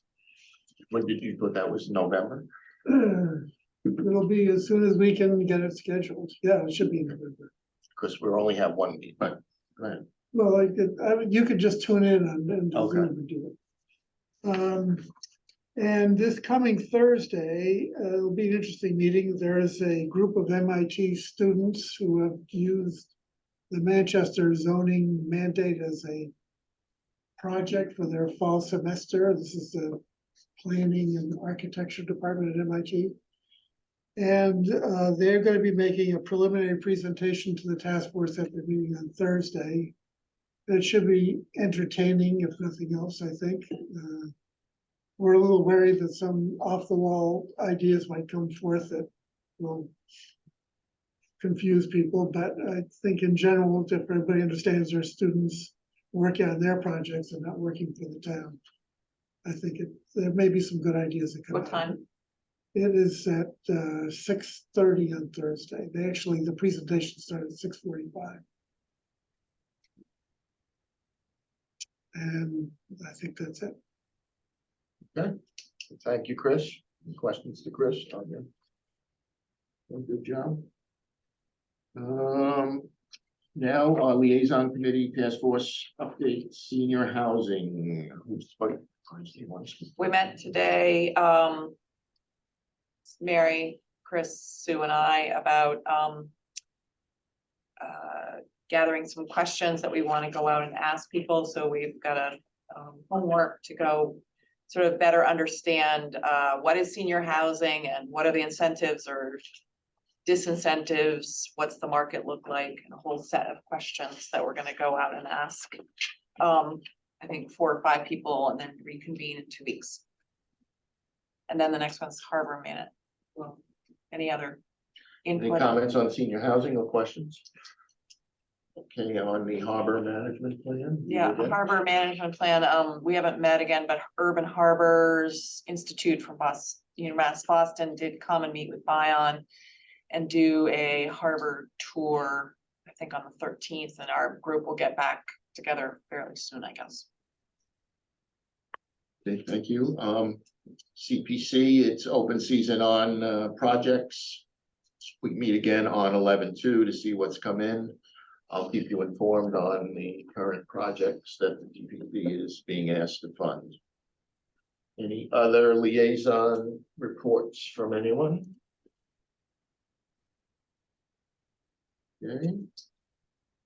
Approval of regular meeting minutes. There was a set of minutes, so was it 9/11. 9/11, yeah.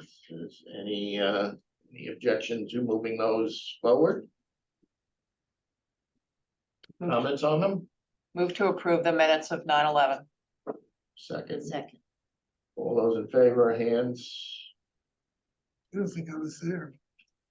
all those in favor that were present, hands. Okay, approved. You were not present, Chris.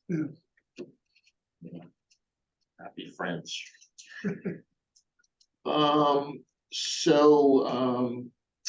Back to this subject I brought up at the beginning of the meeting. 3 citizen petitions and a possible lease community center building opinions by the board. Greg will get something to us soon on what they involve, or and then we need to get together and talk about them. So now that you've had a couple hours to think about the date, anybody? I would say next Monday. Laura, Next Monday. you're the one that has a lot on. Yeah, I just want to say I'm not available on Monday. Okay, But so don't let me Monday's out. slow things down. I just wanted to let you know. I can come Monday.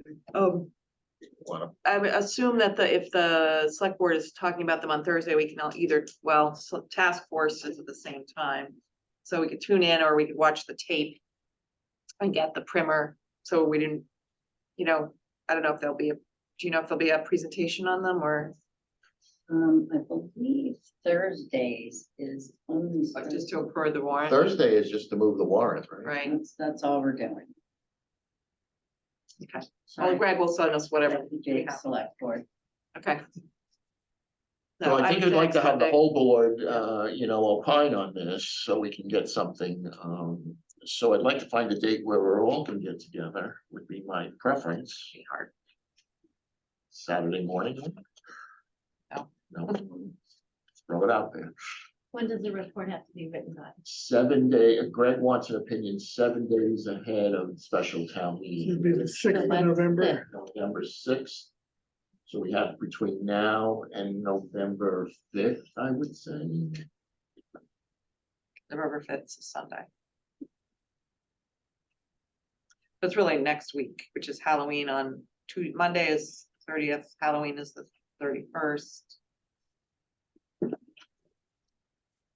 What about the first or the second? Wednesday or November first Thursday? or second is being proposed. Check your calendars, let me check. I could do the second.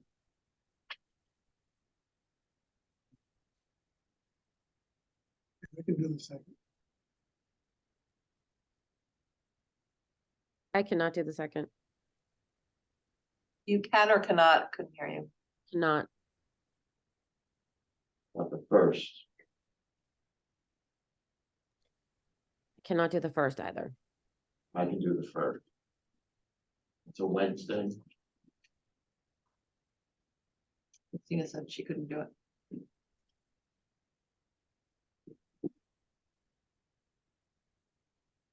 Good with everyone? the first? No, Christina said Krista no. can't do it. Okay. About the 31st. About the Halloween. 3rd. Are we talking No. nighttime or daytime? Doing, with the in the evenings, Third this is- is working. So that's Halloween, the 30th. We can wear costumes to the No. meeting. God, no. Ron is saying yes, extra candy. What about No, the I'm in Vermont. third, somewhat earlier, towards the end of the day? Could people like zoom in or something? Okay, well, I'm trying to accommodate everyone, Christina. Several people were, so and I'm out of town on the 3rd. The third, okay. about, I think we're I at the can't- 30th, the 1st or the 2nd. Sue's holding her head over there. No, I'm who can't make the first? Christina. Who can't make the second? You say you can't make it. I can't make the first or the second. You can't make either. Correct. I mean, Mondays are a regular day. Is a Saturday morning a Yeah. possibility, the 4th? No, No, God. So did Big get plans. together on a Saturday. I guess I would suggest we do it on Monday, just because that's our regular day and the rest of the week gets Monday the complicated. Is that- 30th? Yeah, I mean, I can't do it, but I agree that going ahead with the regularly scheduled time works for most people. So Monday the 30th, can we do 5:30 since you're not gonna be there? we can't do 5:30. Okay, we'll do 6:30 and the 30th. Yeah. And this will be to discuss our opinions of the warrant articles and anything else that might. So when do you think we'll get the material to you guys? Is that That's in up, meetings? Greg, when do you think you might have some material to us? Yeah, I can have that to you in a couple days, Days. so by Thursday. So we're the 30th, 10:30, 6:30. Gail, I'll send an agenda to you to get posted. Great. Anybody have anything else? Laura? Yes, believe it or not, as much as I want to get out of here. I think I heard Mary say, and I'll paraphrase, so you can correct me, that going forward, having town council review of our proposed regulations would be a good idea. I agree with that. I think that's good practice. And so perhaps we could put that on our agenda, and Mary, please chime in if I misstated you, but I think that's good practice before we make a regulation a real rule. So perhaps we could put that on a future agenda. Yeah, so just to reiterate, the plan was everyone's gonna get bullet items to Gail, and I was On the curb cut, on the curb, driveway entrances. on the curb cuts, right? And then you're talking about the curb cuts. A general Everything going policy, forward, going general forward, a policy. general good practice would be to have town Okay. council review or council. So council did review, and gave us a memo, and I was looking for it, and I just found it right before this meeting, so I will put that in our packet. This is on the rules and On the rules and regulations. regulations. I think a quick skim was that there was some additions, the kinds of wording changes he's been making. A few numbers of days changes, and then some of the removing of the reiteration of state law and stuff like that. So I think that some of that stuff is actually on quick read, bulk of it is that kind of thing. There may be some more substantive changes that I haven't looked at. So I'm gonna at least put that in the packet and the rules and regs final version, which I still, So I'd be looking to put that Yeah. on the agenda, and I know some people have asked Yeah. on the 27th of November. Yeah. So we'll have plenty of time to discuss it then. Gary?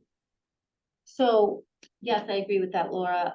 I thought it was a requirement. I thought the prior town planner had said that once we approve it as a planning board, it then goes to town council for approval, and then it gets posted. And then if we, and then if we want to do amendments to it, it just goes to the board vote, and then the same process, it goes to town council for approval again. It doesn't, I think you're correct, but I thought that was for warrant articles going to town meeting. no, I thought it was for the rules and regs document. So we did send it to town council. Right, so But she then- sent parts of it, and then I don't know if it's a separate memo that you got. no, we all got it. That Ron had sent in an email, because my quick look at that was, I thought he was saying there was contradictions within the document, and then, so we had to change those. And I think I we haven't just looked at it carefully. discussed last meeting that, because I think it might have been Christine that said, we need to start from the beginning again. With the rules and regulations, I don't think we need to do that, but, one of my questions was gonna be that we establish a timeline for the rules and regulations, whether it's section by section, or when we're gonna complete the whole document. And then I'd like to do the same with the floodplain bylaw, timeline for that. So here's my feeling on the floodplain bylaw. During our primer, he said we're not gonna get plans till 2025. So I don't wanna go to town. My feeling is I don't wanna go down to town meeting twice.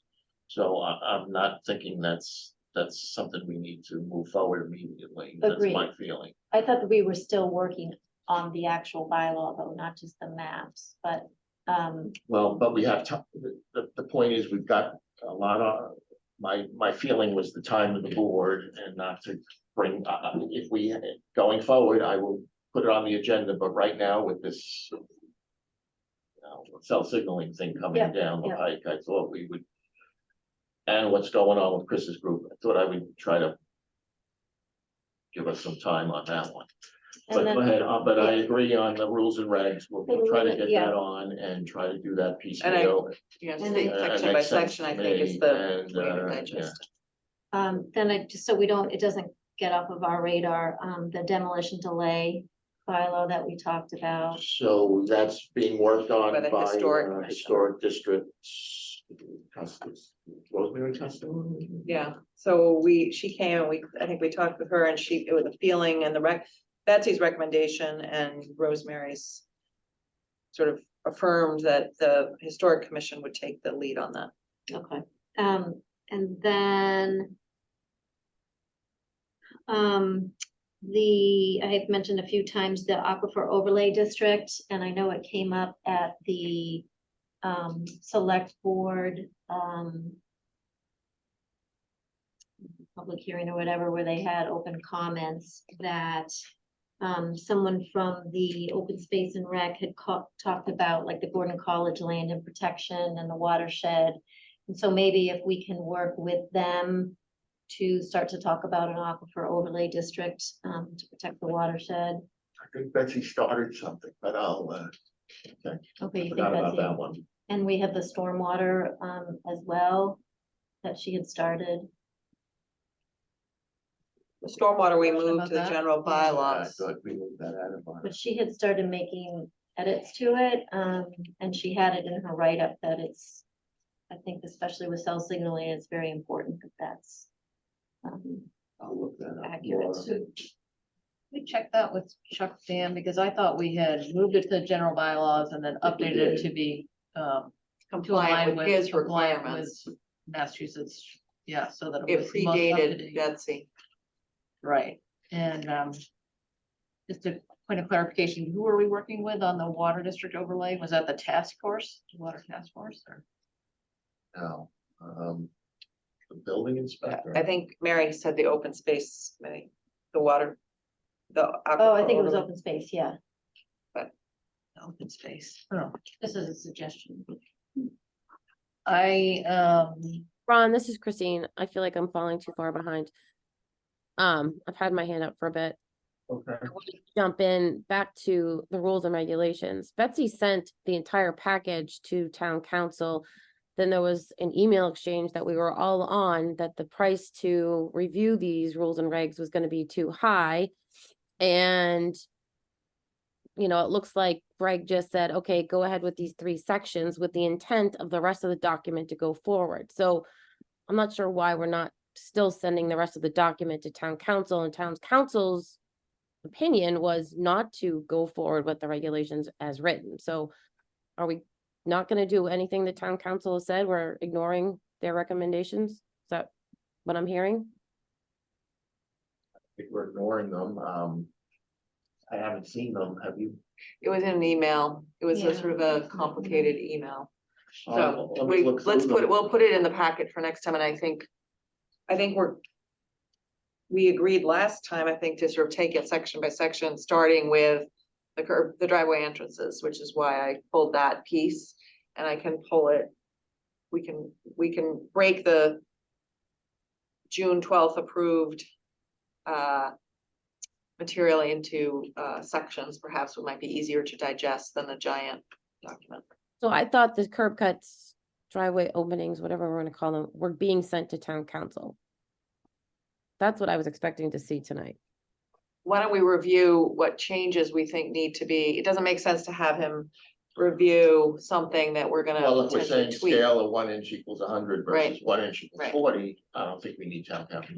Right. Just Laura anything has a comment. substantive that we think needs to go there. Town council hasn't reviewed that section. The application, we're within talking about the bylaw. application, not the. Talking about the application. Both.